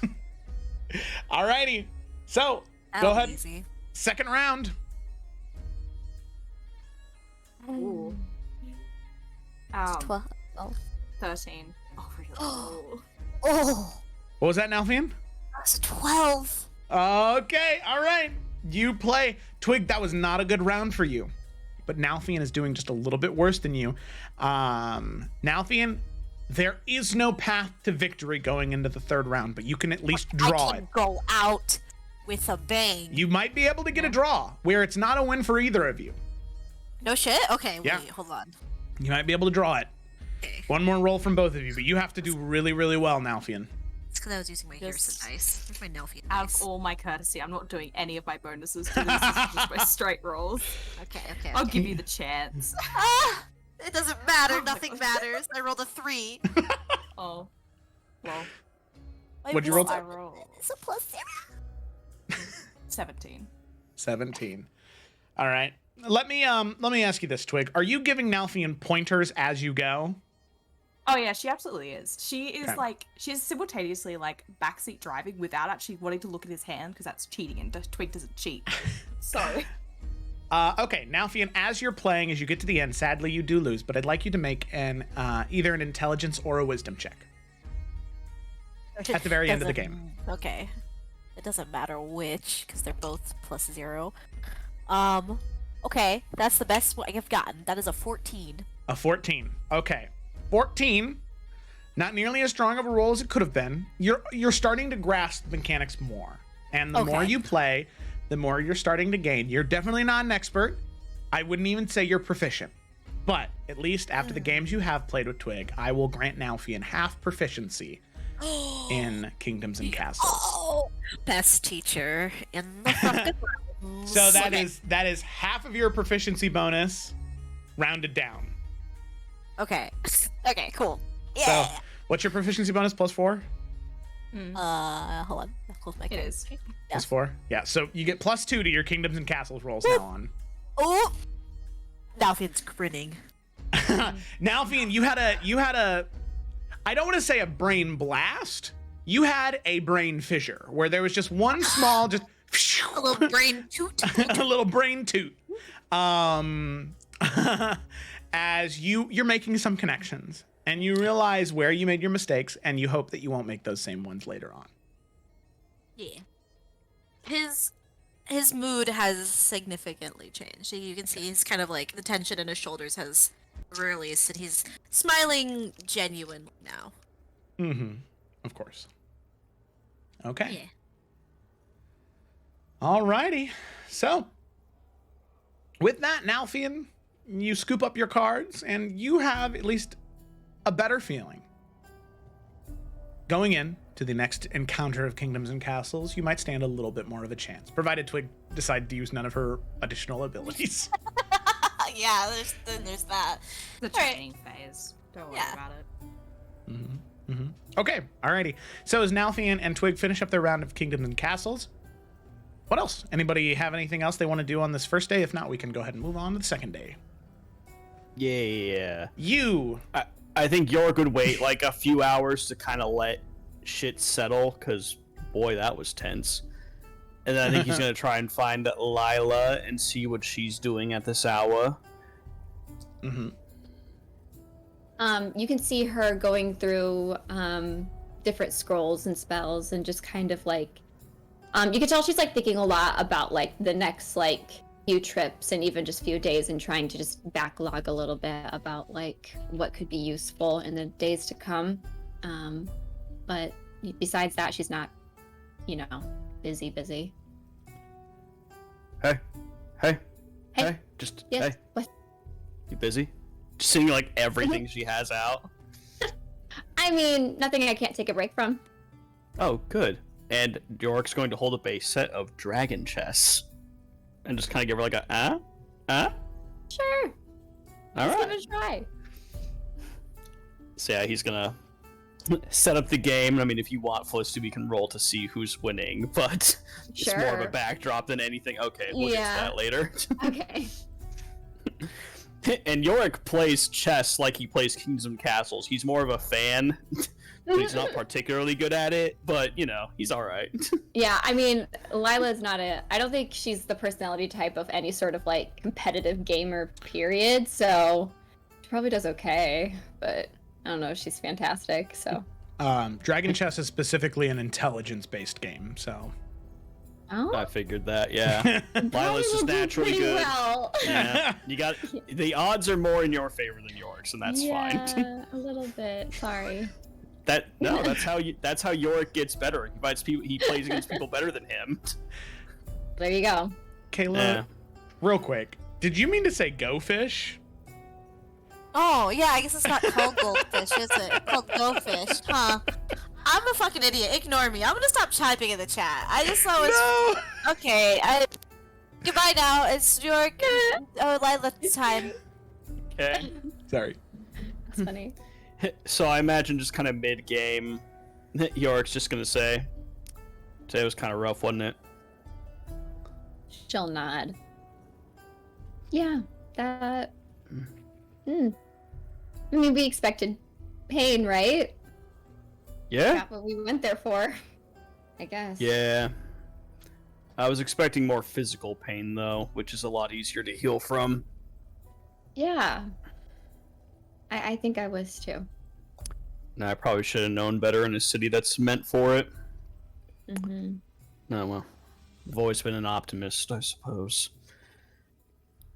Me too. Do you want to talk about it or just move on? I'm fine either way.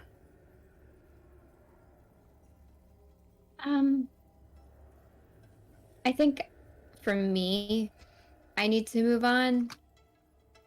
It's just, for me personally, baby steps of, I mean, it's felt like a giant baby step, but being okay with the necessary things, whether I be comfortable with them or not, for the greater good. I'm working on that, and Nalfian tried to prepare me for it as best he could, and I feel like I've done pretty okay with it. So, definitely guilty, definitely don't feel awesome, but we all know who each other are, you know? We all know what we wish we could have done, but we're just humanoids. We're not gods or anything. There's only so much in our control. No. Are Some you of us feeling will. okay? Do you need to talk about it? I mean, that whole thing was shit, right? Yeah. I mean, I don't know. It's just like he kind of like leans back. Like I think it's his turn, and he's not playing right now. Mhm.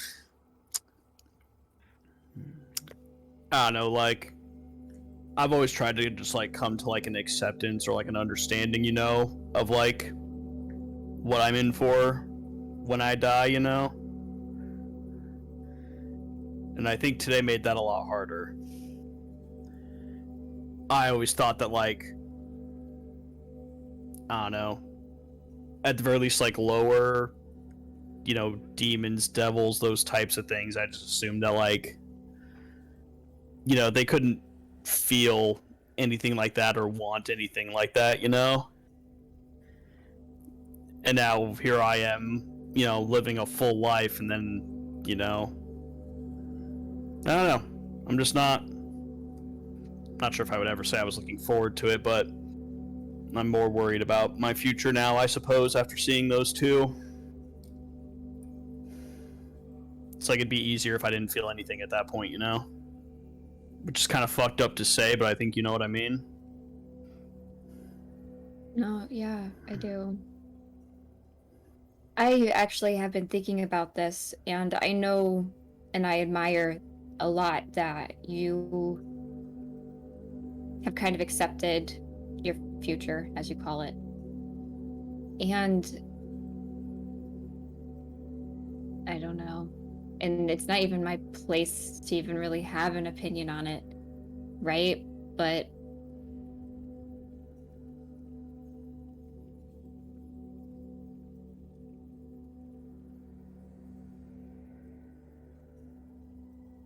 I'm really sad that you that but I'm sad you don't want to try, or it seems like you don't want to try. And I would love to help you try, but I don't want to push you to do something that you just don't want to do. But as your friend and someone who's gotten to know you very well over a short period of time, I wish I could do something about it.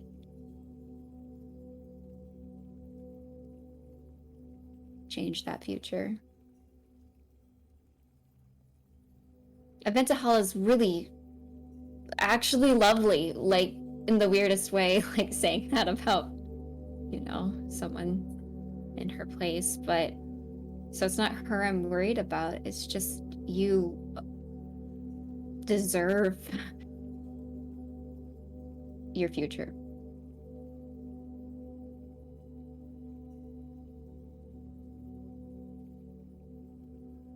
It's weird, I mean, we've talked about it, my situation and all, and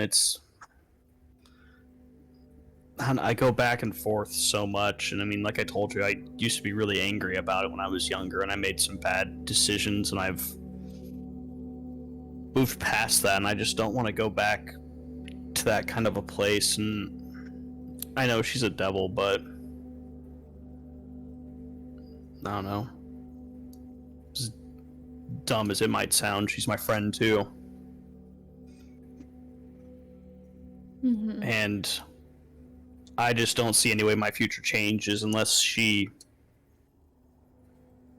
willingly gives it up or she dies. And when you cast a spell and I saw her with that spear through her,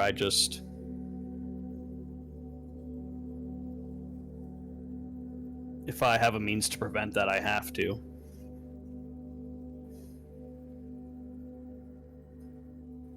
It's weird, I know.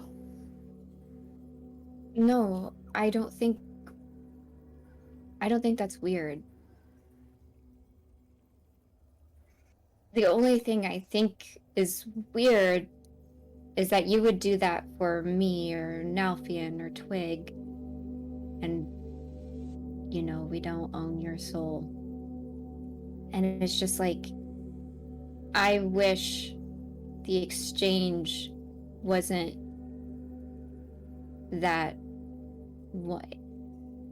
Because at this point, and I know it's not by force, because you feel a connection to her. You feel like you do want to protect her like you feel for us. But I wish she could let you choose that rather than own you. And I wish it was more of a partnership so that you knew everything that she knew, and it wasn't, I don't know, you're just a really beautiful soul.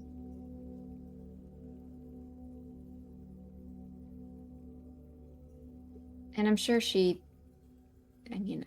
kind of see it. I see what you see a little bit. Maybe not to the same extent, so I understand what you're saying. I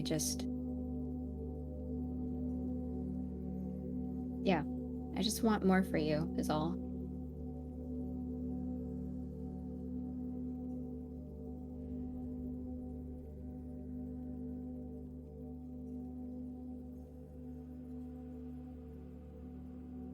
I don't know, I think it's part of why I want to get to know who she was, who she is. I don't know, because she knows. She's still an enigma to me sometimes, after all these years, but that look in her eye, she knows where she came from and who she is. And she's been doing this for, what'd he say, 1,600 years? She's been planning for this, something that is actually going to help the material plane, and she's going to try and get the Hells and the Abyss in order. I mean, just... I don't know, if she's actually able to pull it off, you know, if I can help with that, then maybe I'm just holding on that I'll have it better than those two we saw earlier, you know?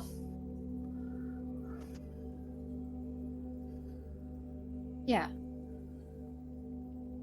But if you could have it completely your way.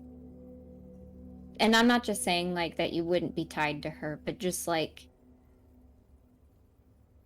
what would you want? Like, I know you want to help her.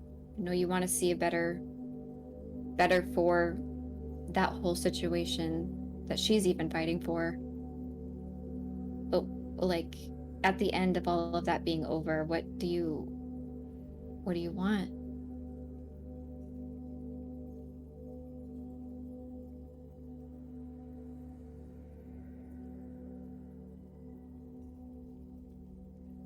I'm a simple guy, Lila. I don't think it took you that long to figure that out.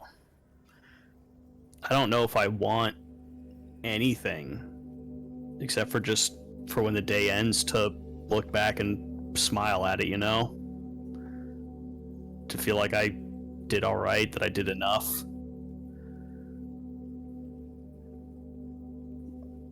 I don't know what specifically I want. I don't know if I've thought about it. I used to want a lot of things, and they've just changed over the years, you know? Yeah, no, Things I understand. Things that seemed important just don't matter at all, you know? Mm-hmm. I agree. On a much smaller scale, I've had the same experience of changing priorities or just seeing the world differently. And I guess maybe my feelings are selfish about this situation. You see it differently than I see it, and that's okay. Maybe it's that I want you around longer.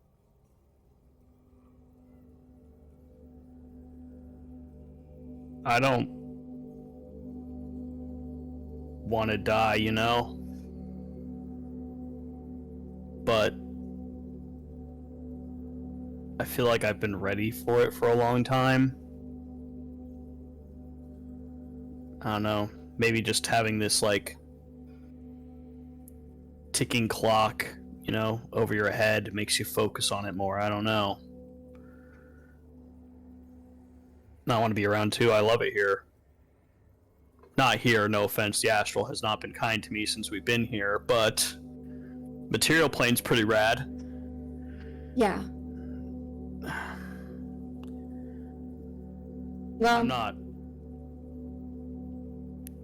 I'm doing everything I can, Lila. I'm trying to help everyone. I'm trying to help myself. It's just we got a lot going on right now. It's hard to, you know, prioritize that, you know, the world or me or you guys or anything like that, you know?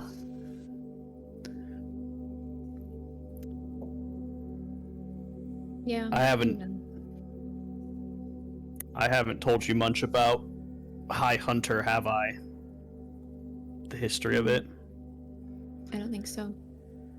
Well, the specifics I can give you another time. But there's been 3 High Hunters before me. And whether they succeeded in their mission or not, none of them returned home.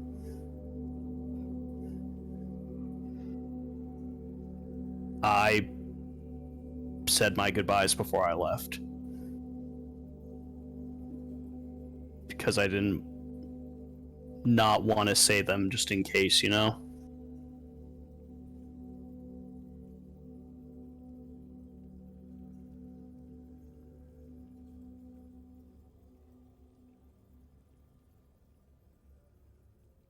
Well, like I said, maybe I've been thinking too selfishly about this whole situation, but I am going to do everything in my power to make your life as long as possible. And sorry if that's against any of your wishes, but... Not at all. I just take that as if someone like you thinks that my life's a priority, I must be doing pretty alright. You're doing more than pretty alright. But I guess while you have the time, think about what you might want. And I think it's okay to be a little selfish about it. And I think Aventahala is a pretty reasonable person. I think we both can agree on that. Reasonable's a good word for it. He'll finally make a move. Can you do one thing? Hey, what? And then she does something impressive with chess. Fuck.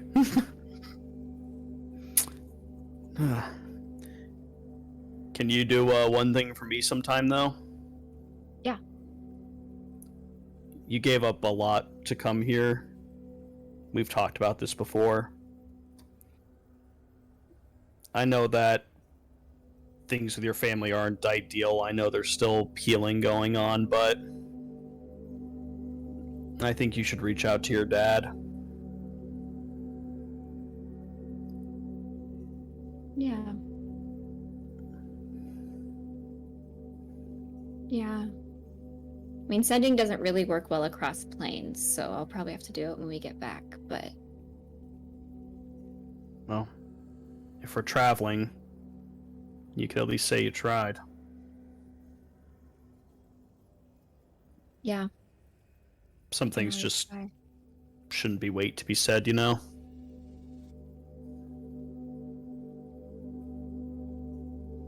You're right.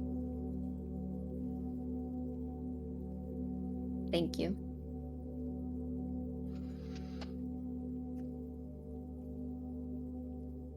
Oh, and one other thing, sorry. I wanted you to take that piece, then Yorick will pull off another move of his own. Oh! Yeah! Well, shit. Where do I go from there? And then now I guess we can begin rolling. we can roll to see who wins this now if you want. Sure. Yep, just How a does singular chess work? singular intelligence check since you two have been playing. That'll kind of determine who how it plays out the rest of the time. Okay. Well, all right. First roll with the dice from River. Don't be crap.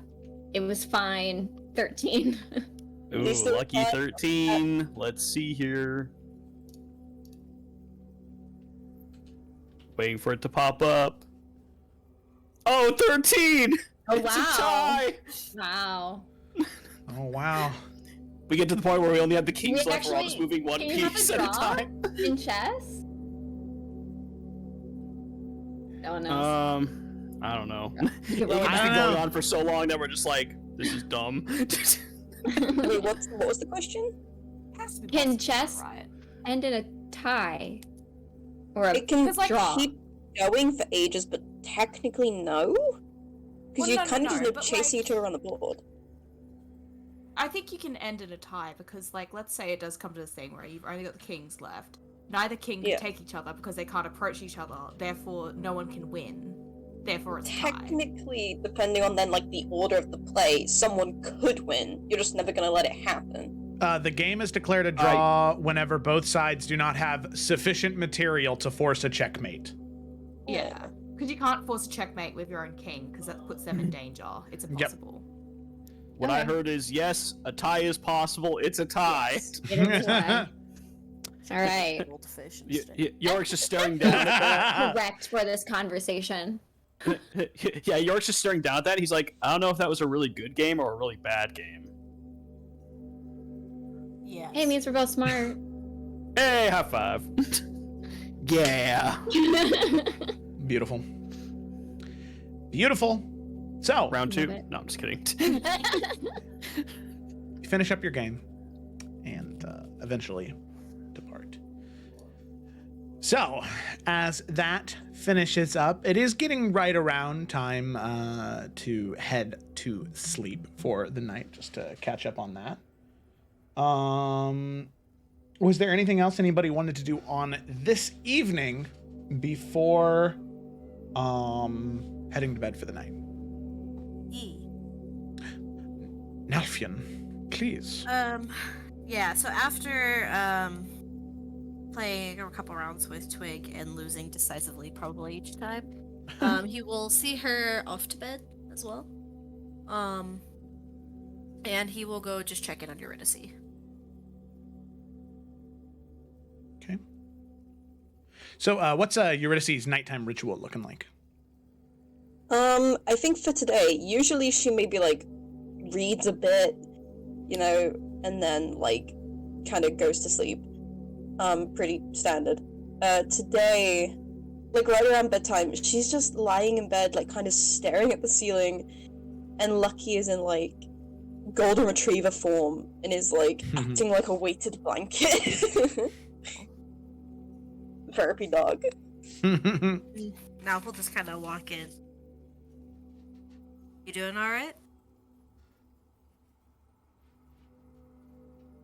We only... Yeah, no, I'm doing great. I feel so good. Thank you. Alright, now you're gonna tell me how you're actually feeling? She kind of pushes Lucky off her stomach so that she can sit up and still pet him. Oh, okay. I feel like shit. I feel awful.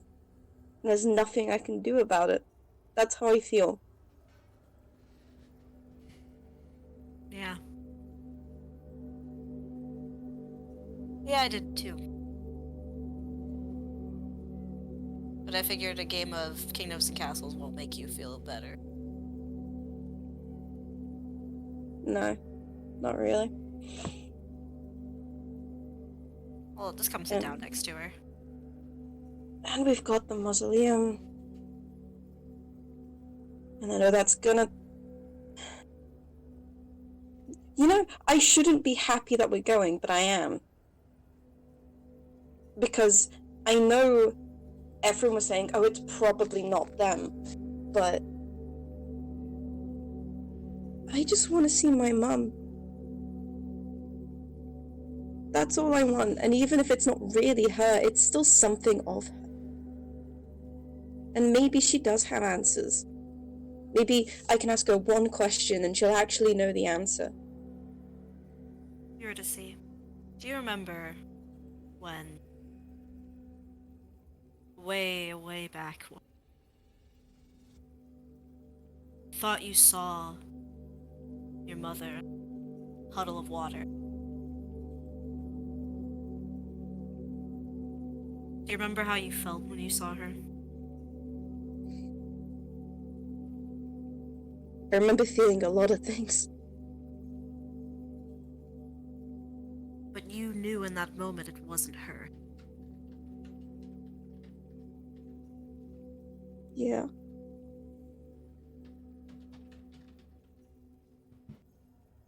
Don't go into this expecting to leave feeling any better about anything they say to you.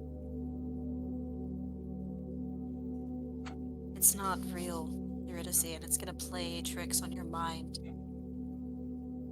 And you're gonna be compelled to want to say things, ask questions, but what happens if you don't like what it has to say?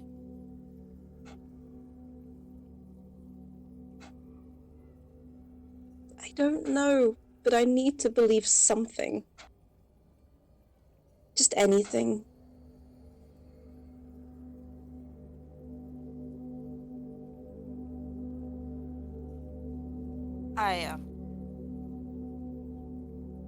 I'm not much of a religious person, I guess.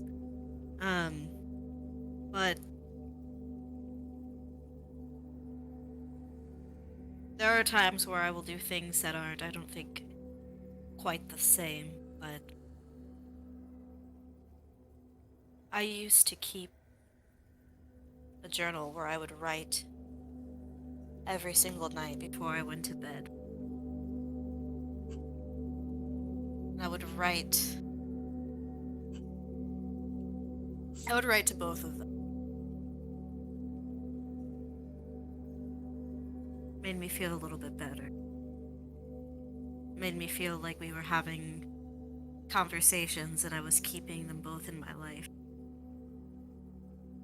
It wasn't perfect, but it was enough.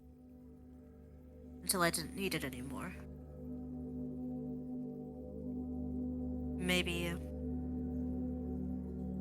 writing something to your mother, talking out loud. I don't know if any of that would actually work, but you can trust yourself more than you can trust dissonant voices. It might be worth a shot. I can try. I mean, I do have a bad habit of trusting dissonant voices, though. Yeah? That you do. But I don't know, I can try. I don't know what she'd say back. I didn't know her well enough. But I don't know. Maybe I just want to believe it. I know it's bullshit. I know that. I'm at least smart enough for that. But people are supposed to have this person in their life who is just always there. They're always supposed to be there, and they bail you out of things, and they give you advice, and they don't... Yes, they judge you, but they do it in a way where they help you. Everyone's supposed to have that person that you know you could always go to, no matter what you do, no matter where you go. And that can't be my dad, because he disappeared into the fucking Feywild. And he's here now, but I can't trust him to be here when I go back. And my mum's not there. And I need to know if I'm the one that killed her or not. I need to know if I did this to myself. And what if you did know? What would that change for you? I don't know. I don't want to Maybe deny I'd get you. over it. I don't want to deny you answers. You were to say if you feel like you speak to these things, it can't stop you. I just want you to feel prepared for what they have to say. And only you can choose if you want to believe them or not.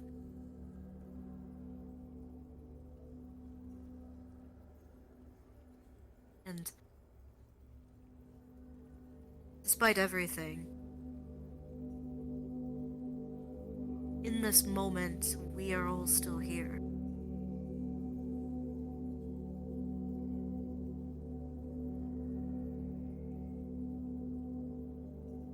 I won't keep you. I just wanted to make sure.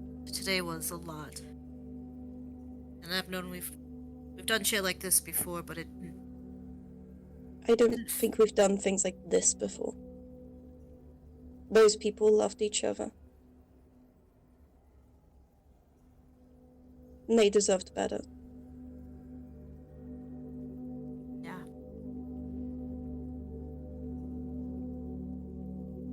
Thank you for doing that with me. It was not easy, and I am sorry that you have to carry that burden. No, I was never gonna let you carry it on your own.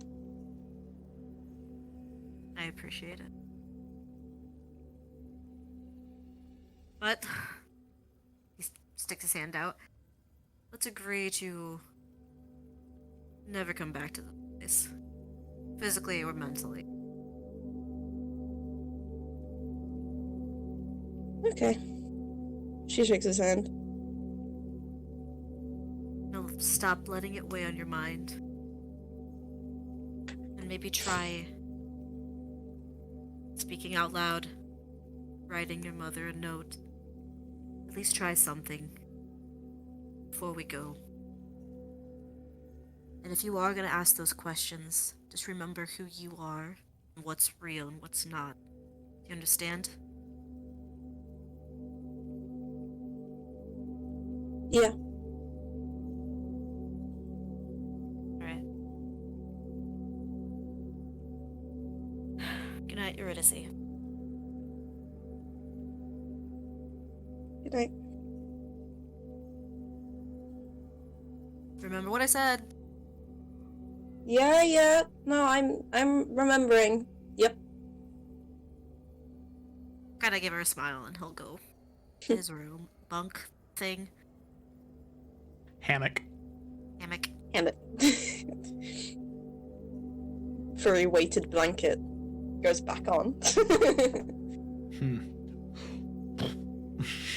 Oh, you're so heavy. But it's like, it's fine.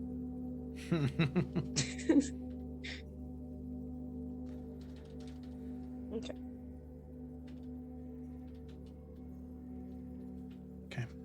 Alrighty.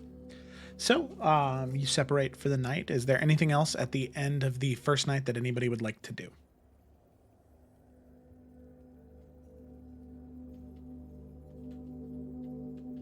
I'm good to Nope. wait till tomorrow. Okay. Alrighty. So, all of you, eventually head to sleep. And as I said before, you head for this restful time, as in this area in particular, it's not something that's necessary to a degree, as there's no deterioration of time like you're used to. But it's still something that's nice to have to sort of regain your spells, and regain the resources that had been expended in the previous days' activities.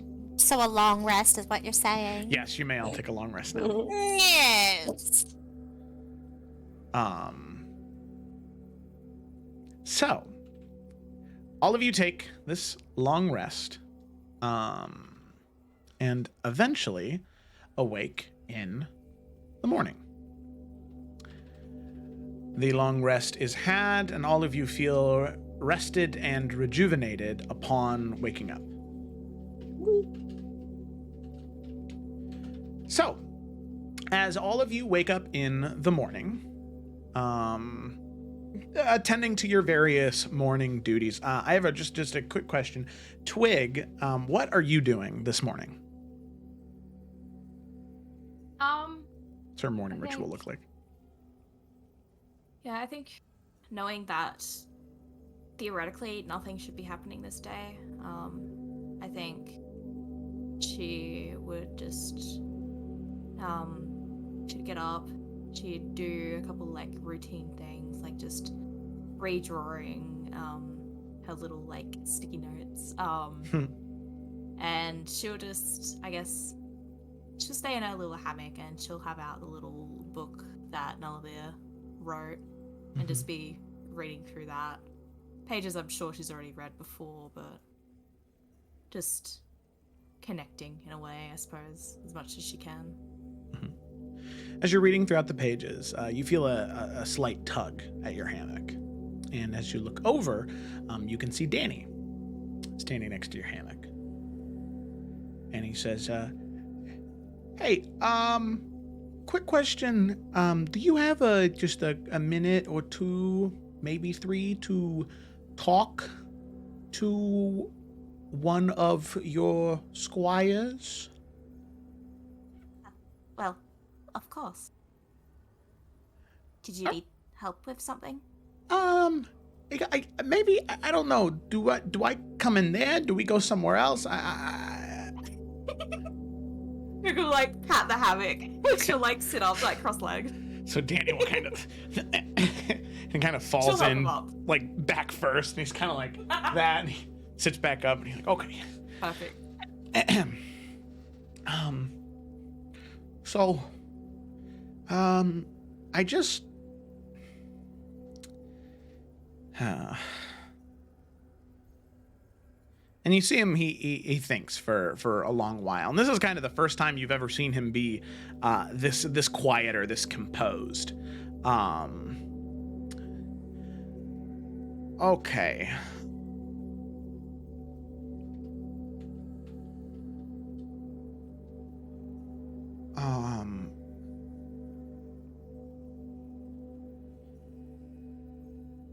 What am I supposed to be for you? I know that I've been doing this thing with Nalfian and a certain Nalfian, and I've been really relieved to be a part of that, and I really feel like I'm learning a lot, but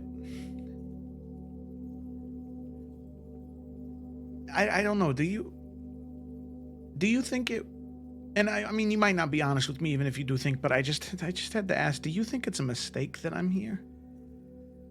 I mean, the first time that I ever met you, I bludgeoned you with words. I convinced you to steal. You granted you didn't know it at the time, but your cousin's lunch, or not your cousin's, but your cousin boss's lunch from me.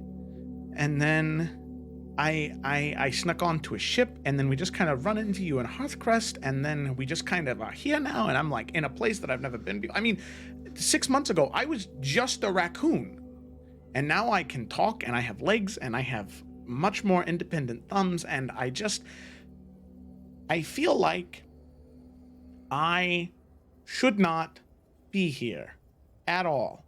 Like, out of my league, and Nalfian is great, and I've been reading the books, which that's another thing I can read now. It's really weird.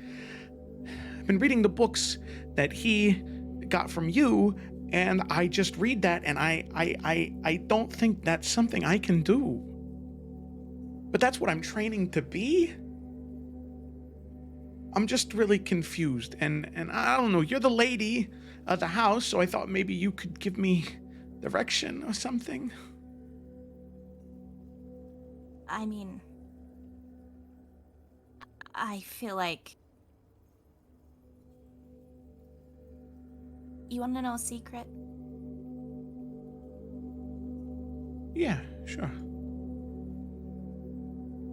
I don't think anyone knows what they're doing. Or why they're here. I don't think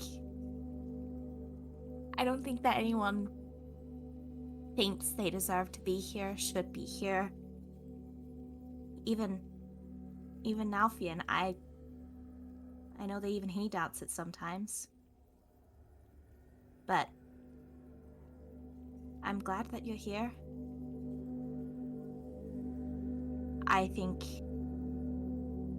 it makes it easier the more good people are here. And I know that you've listed out a lot of your history, but I also remember that when I went to that little garden area where we first met and you came across me again, you realized I needed a friend in that moment, and you were a friend. And so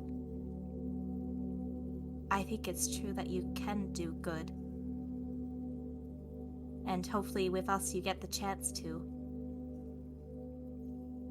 And I think a moment like that shows that you are more than capable of doing so. I don't know if there's anything specifically I can ask of you beyond just continuing to choose to do that, to do good. And not to be somewhere because you know exactly what you're doing, but just to be there so you can help.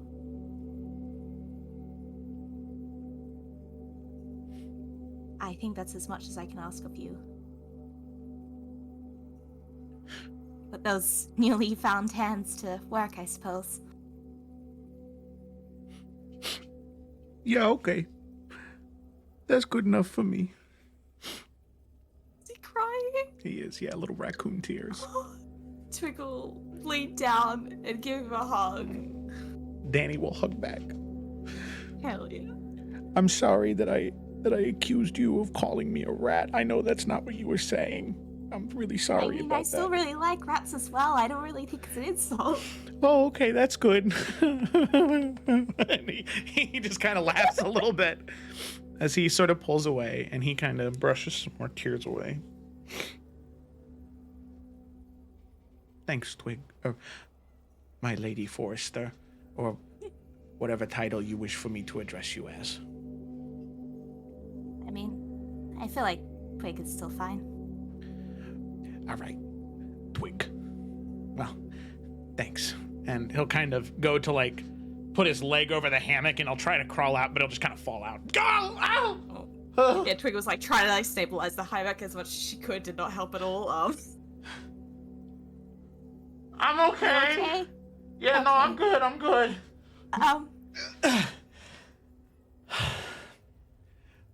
All right. See you later. And walk away. See you later. She returned the awkward finger guns. All right. You can see, like, Belle is in the hammocks across from you guys, and she just kind of, like, sets her book down for a moment and looks at the loud thud and is relieved that Danny is okay and goes back to reading her book.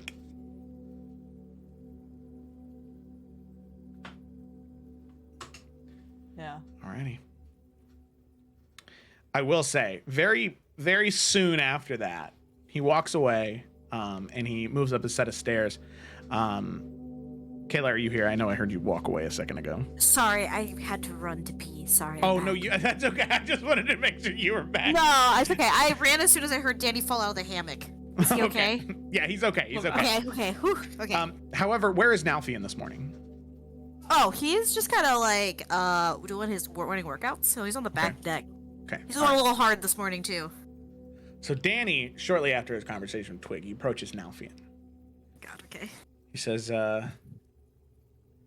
hey, my good sir, I have a question for you.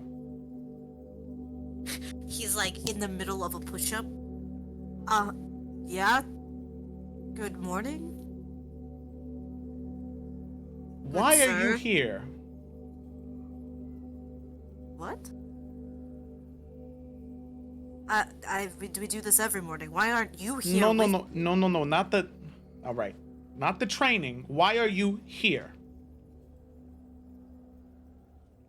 On the boat? Nothing stands up. Okay, not, all right, not, laterally here, but like, metaphorically here, right? What was that? Alright, okay, hold on. Say that one more time. Not, Metaphorically? not laterally here, but Danny, metaphorically. Why are you here? Alright. Alfie kind of like rests his hands.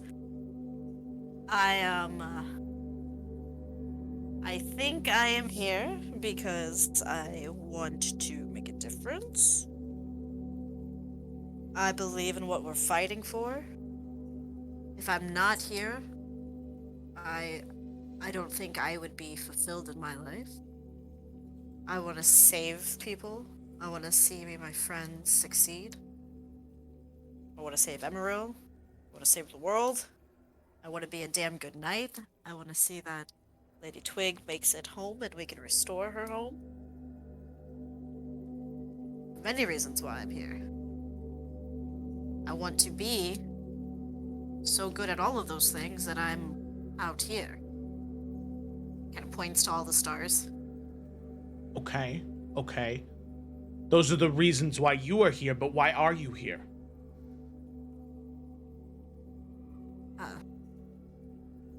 I kind of squints and narrows his eyes. You been talking to Twig? Hey, whoa! Yes. Why do you ask? No reason. So Enlighten you would me. say that you don't know. Alright, let me let you in on a little secret, Danny. I don't think anybody really knows. Oh my god, she was right. Not even you. And you're like one of the top 3 most confident people I know, and even you don't know. Wait, what? She's... You said that I didn't know? Oh, not you. She just said like nobody knows. And I was like, well, no. At least in my head, I was You like, see, he has this big smile on his face. I think that she's probably the smartest one here, not me. huh. I mean, even smarter than and he points to Ephron, the alien guy? Oh yeah, absolutely. Oh, Easy. wow. I don't think anyone knows why they are where they are. We have our reasons for it, right? I just gave you a list. But I mean, why does that list exist, right? So then that means it's kind of up to me to figure out the why. Even if I don't know why, I can still figure out why, even if I don't know why.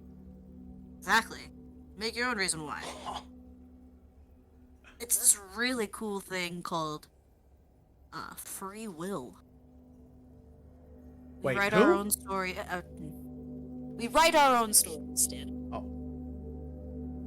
Well, I can't write. I can read a little bit, but... You can make your own story, Danny. Oh, you meant metaphorically. Got it. Okay. Metaphorically, yes. Okay, I'm with it now. All right. Well, I'm a new... You can see him almost say man. Yeah. I am born anew in this moment. All right, Danny. Why will you be here? In this current moment? Yes. Because there is free food here and I am very hungry. But come back to me later for why I'm here metaphorically. And he goes off. He's now hungry and he needs to go do something else. Nelphia just stands. But after a while, he just slowly nods his head. He's alright. And he'll go back to... as you say that, Tiberius goes, I suppose he's fine. As Tiberius showed up for training. Yeah! He showed up for training. That's my boy! Of course he did. All right. He's not physically hungry. He's metaphorically hungry for knowledge. All right. Okay, cool. So, Lila, you said you had something you wanted to do in the morning?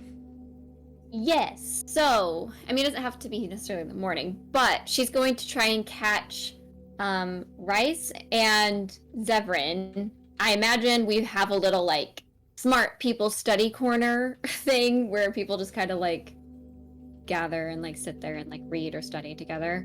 And when they are both there, Lila's going to approach them with a scroll or whatever records she keeps. I don't actually know, like, how clerics hold on to their spells, but yeah, whatever written word she has of truth seeing, and she's going to come up to them and say, may I bother you both for your opinion on something? You can see Zevran look up. Oh, of course. Please, have a seat. We were actually just talking about, well, that doesn't matter. I think that we've pretty much finished up. Yes, I think we're good enough for now. Please, Lila, take a seat. Okay. Awesome. So, and she'll, like, lay out the scroll. True seeing. I used it when we were in the City of Pain to help see, someone who went invisible. And obviously you can see a lot through, or just, like, any sort of, like, alter self. But the Mausoleum of Souls, as you guys may have heard from Ephron, there's going to be potentially real, potentially images or echoes of souls. Would this reveal whether it's a true soul that we are speaking with or an echo or whatever these things are. I want to get your guys' opinion because that could be really useful if one of us was able to like really tell, because I know some people are really having issues. Some people who are going are going to really struggle with seeing some echoes of their past loved ones or real souls. So It's a very interesting hypothesis. Let me think for a moment. And you can see Rise, he sort of taps the table a bit, flips through a couple of pages of his own spell book, reading a few things. Severin, also flipping through his spell book, reading over a couple things. You can see the two of them share some thoughts, and we're going to go and have them make a Arcana check with advantage. Oh, it's a 23. Rise looks to you, Lila, and says, I think you might be onto something, actually. Our only limitation here is the fact that true seeing is an incredibly powerful spell. Do you yourself have the ability to cast it, I'm assuming? yes. You do. All right.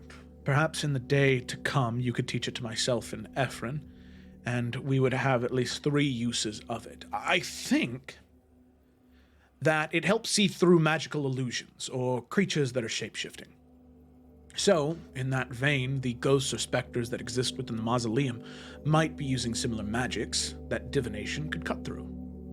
The only issue is the limited resources. Exactly.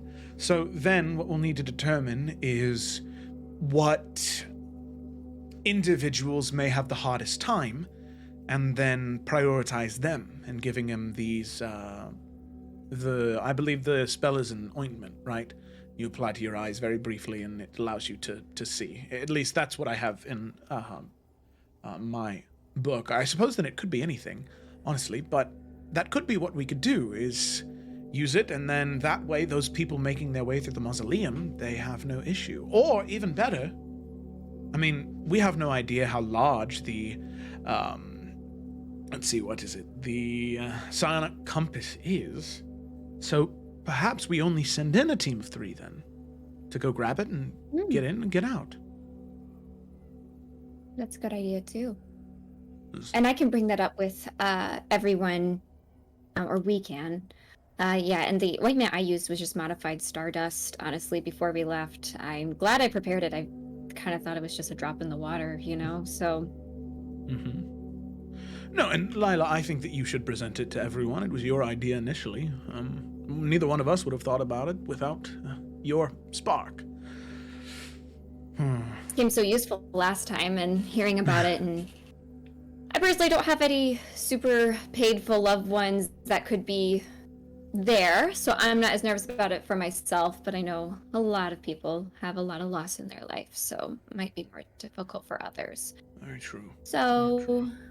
Yeah, I will probably just try to give everyone a little bit of grace from the experiences yesterday, so maybe this afternoon or evening, well, what would be an afternoon or evening later in this period of time, I'll bring it up with everybody. Granted, hopefully everyone's doing better, but okay. I mean, and I can definitely teach this to you, no problem. That shouldn't, I mean, wizards, y'all do that all the time, so. Yes, in fact, there are some new spells that have been invented since I've been gone that I was just getting from Zevran, actually.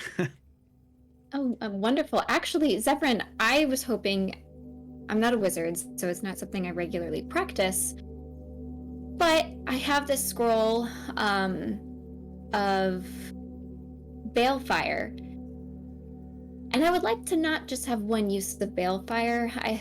I know Eurydice, she knows the spell. It was taught to her by Emerald, but I've never been taught it. I just have the scroll, and I wasn't sure if you would be able to help me.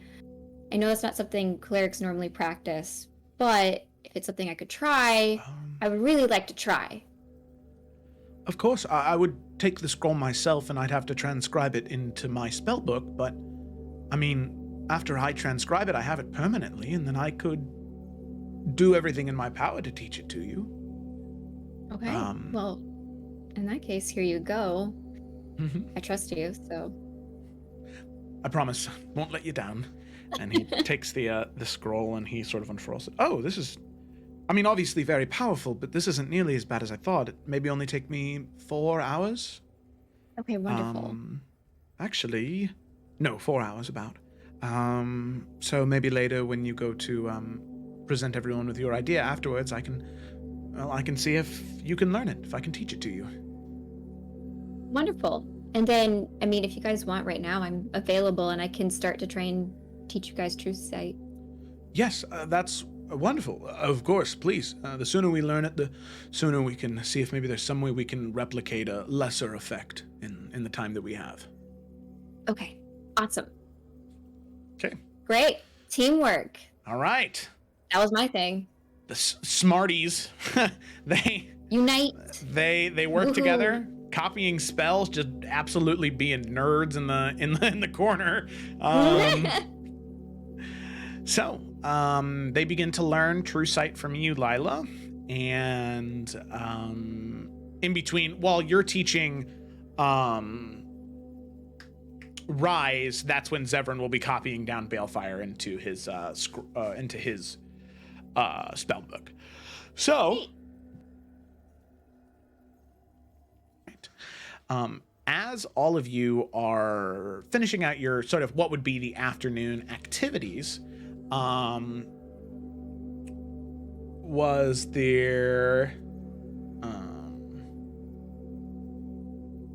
anything else anybody wanted to do before that is done, the transcribing is done, and Lila presents her idea to the party? Yuri would have technically been doing something in the morning.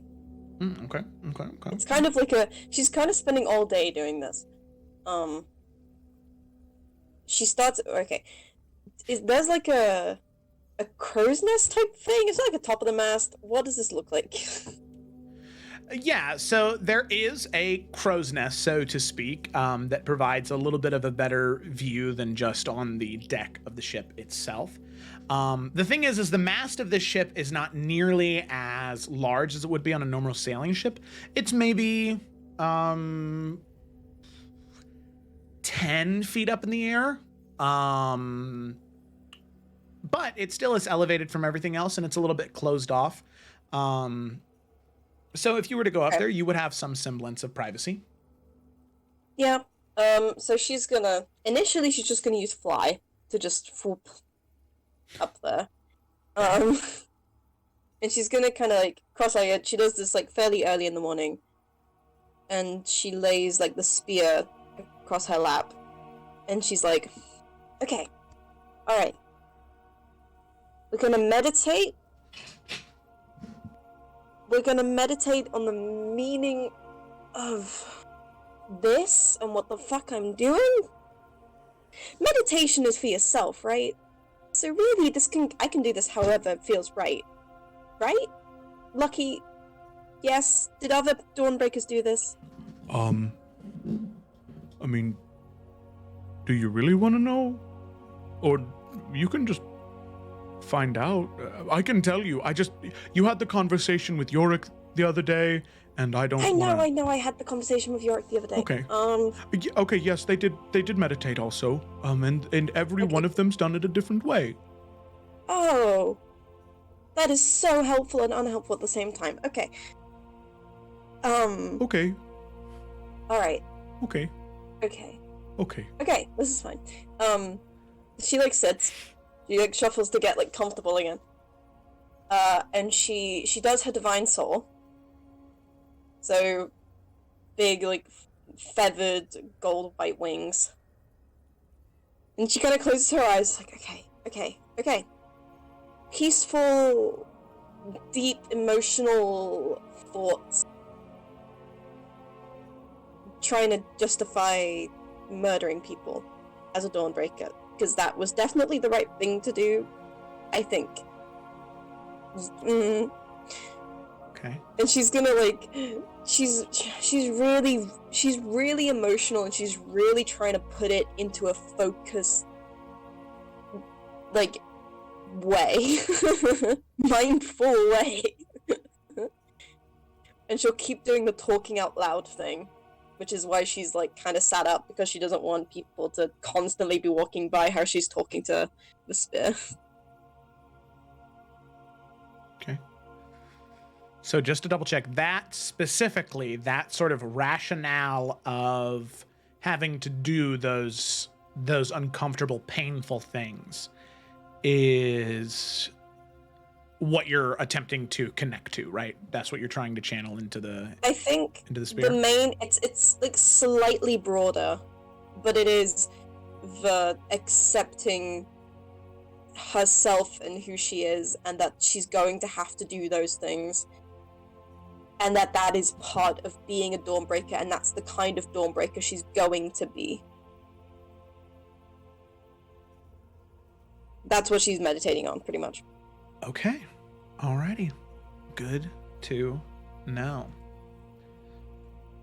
So, as you are meditating into the spear,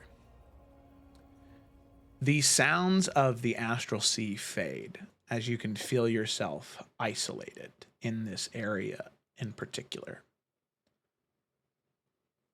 You feel a connection, bridge between you and the spear.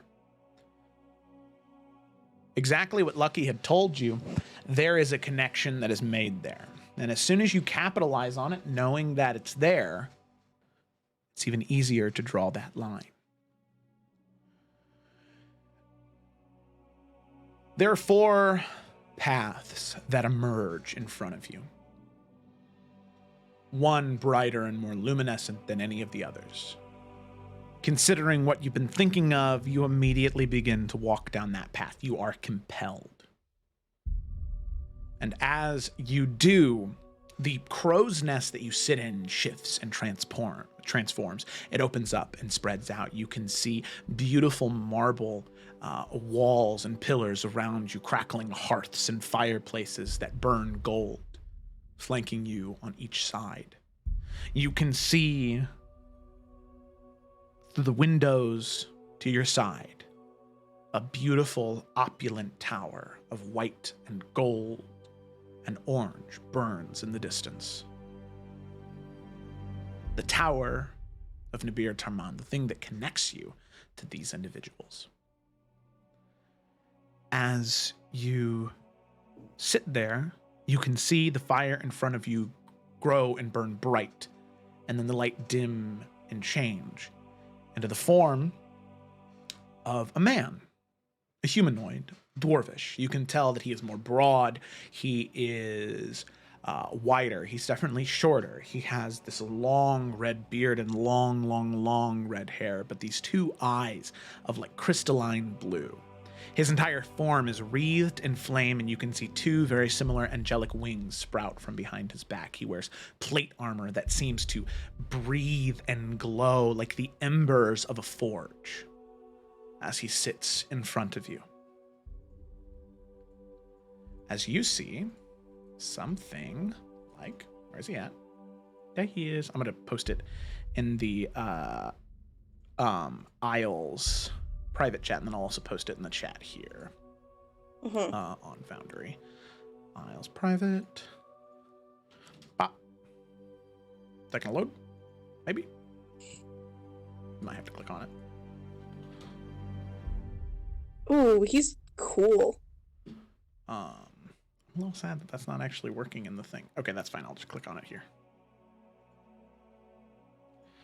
No. Okay. I kind of hate that that's not actually. Oh, you know what? You know why it's doing that. Sorry, I just wanted to post this in the chat, but I now know why it didn't do that. It's because I need to do it like that. Boom. You're done now. All right. So you see this man appear, this dwarvish man. And there isn't a name that connects you to him. There's not one that you can remember. But as he speaks, his voice fills the room. There is an echo and a magnificence to his voice. Truly something that has transcended material the material plane and the planes as you know it. As he speaks with stoicism, and a stoicism that is on top of a layer of pain and hatred. Not for you or anything you've ever done. You can feel that. But you can tell that it's something that sits beneath.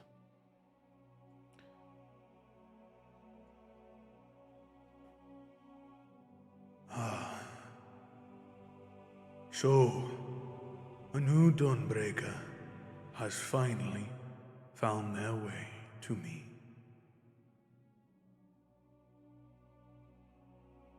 It is a great honor to make your acquaintance. This was entirely by accident, but it is really nice to meet you.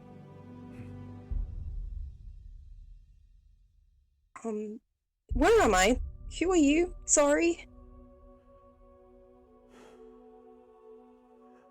My name has long gone, long forgotten, to the sands of time. But I am the physical manifestation, in your own mind, of the dawn of hate. I see evil in the world. I see corruption, shadow spawn, and dark friends. And my fires burn hot. And my hatred drives me to destroy them. I am a dawn of hate, one that is necessary to preserve life as we know it. For without hatred, at some times, we may never make the decisions necessary to survive. In terms of where you are, you exist in a realm between that, the realm you understand, and the realm that ties us all together. A single thread connected by Nabir Taman. A single thread connected by the Creator.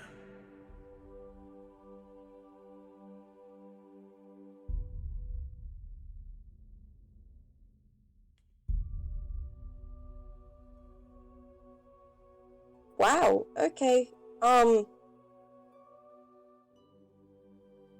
Wow. Right.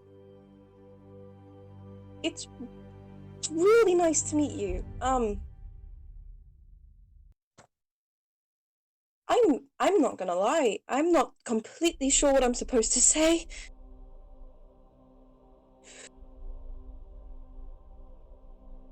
I guess I was meditating on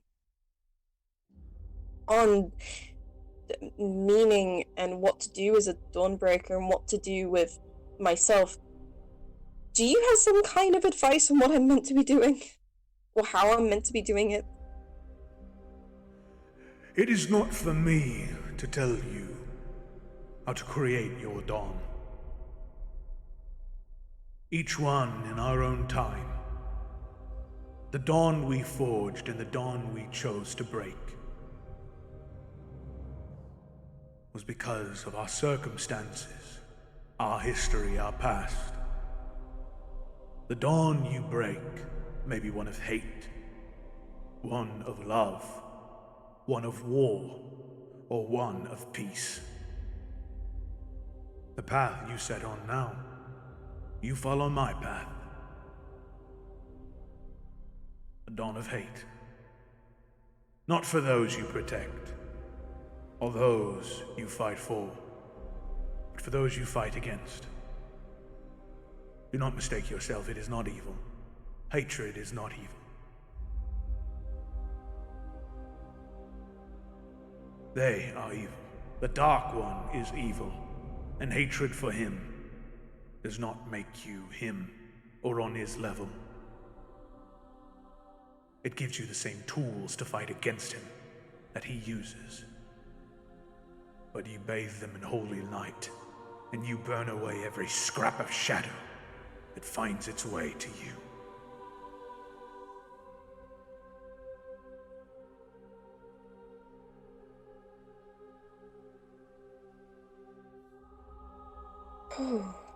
Okay. So those were the 4 paths. And if I chose differently, I would fight for love or war or peace.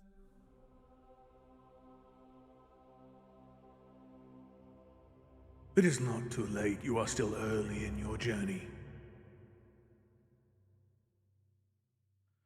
I will not blame you if you walk back from this path. But what I will say to you, Eurydice, is if you find yourself down this path already, it may be the one you're destined for. I can tell that much of your life has been affected by the Dark One. Much has been taken from you by his servants, or by servants of evil. And I would not blame you for following this path. In fact, when it is time for you to rest, and it is time for the next Dawnbreaker to rise, I would not be ashamed to have you replace me in this seat.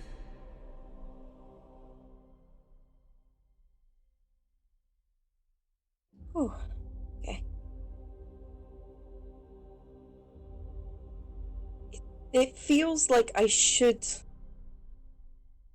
It feels like I should want to change and fight for something else than hate, because of the things that people say about hate. But I look at my group and my friends, and people like Twig and Nalfian fight for love. I feel like Yorick can see this war and was sent to fight in it. And Lila fights to bring peace.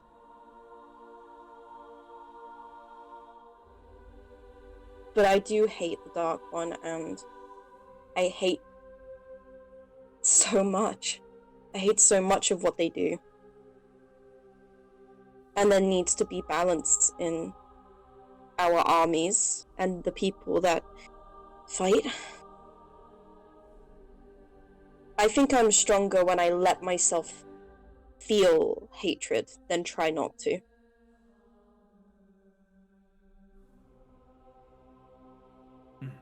So I think you're right.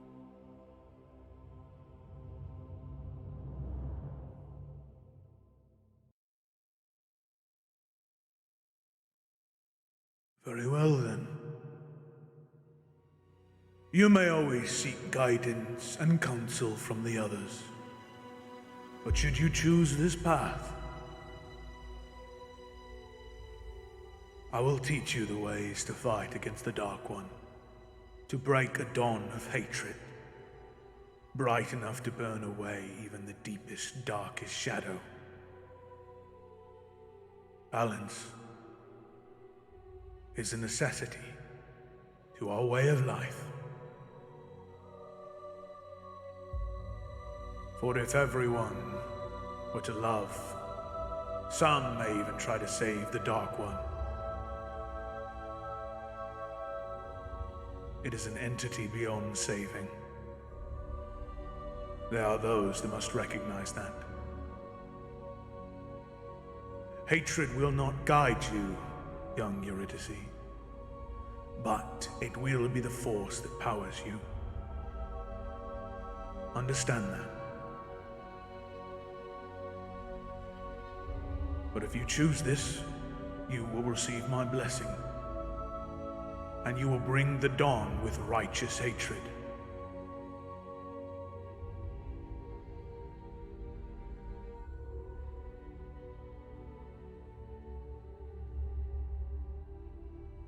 I would be honored to receive your blessing in this.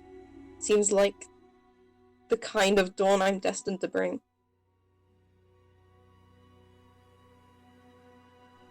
Very well. Take no shame in this, Eurydice. So very few are brave enough to follow this path. As I said, hate does not guide you. Hate does not blind you. Hate will give you the tools you need to defeat him and drive him back from your home and save those you love. I will never let it blind you, I promise you that. Hand me the Dawnbringer, and you will confirm your path and receive my blessing.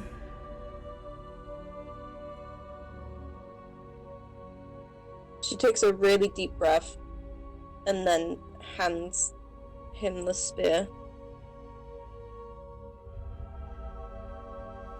Okay.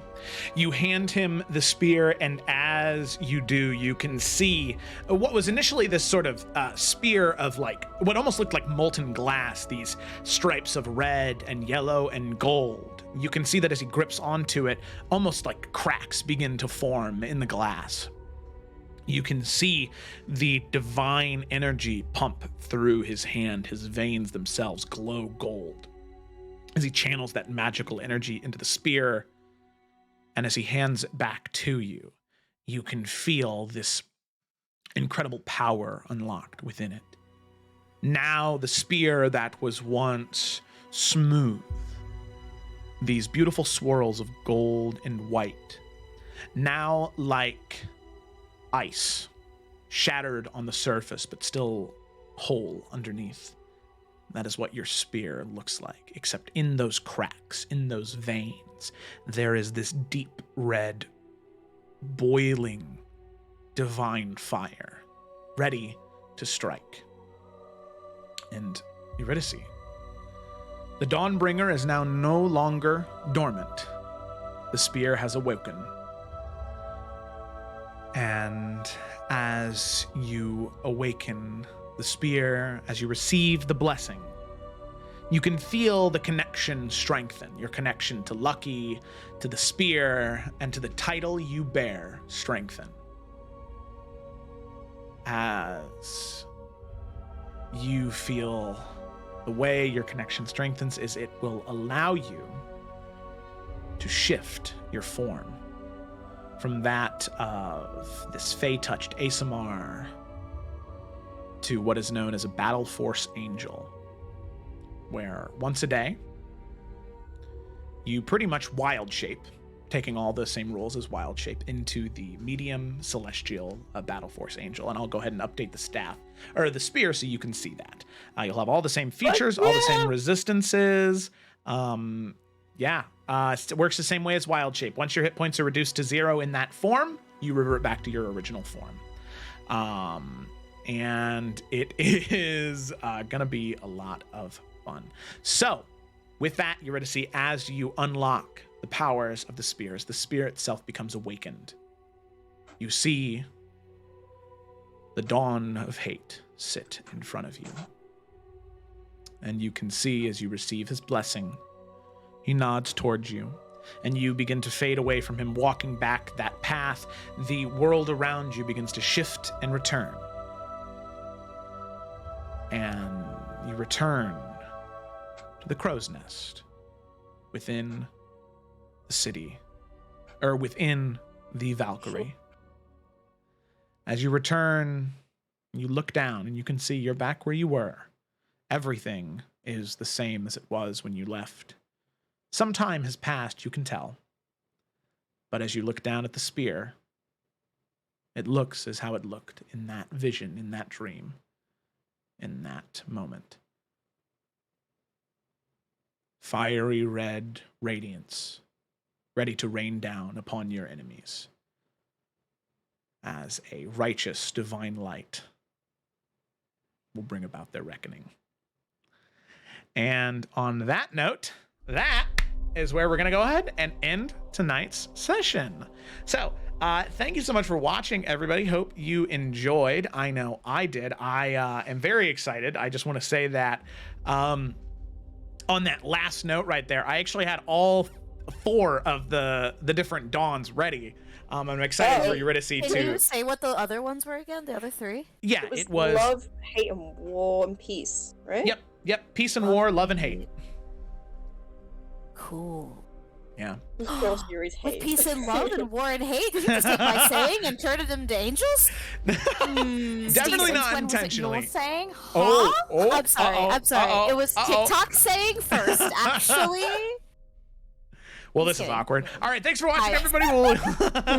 We'll see you next Tuesday for the Salamander Coast, next Wednesday for the Tales of Iverion, back, ready to go, ready to prep for a fight against Oberyn, or next Saturday for the Isles of Iverion as they head into the Mausoleum of Souls. So thanks for watching. We'll see you next time.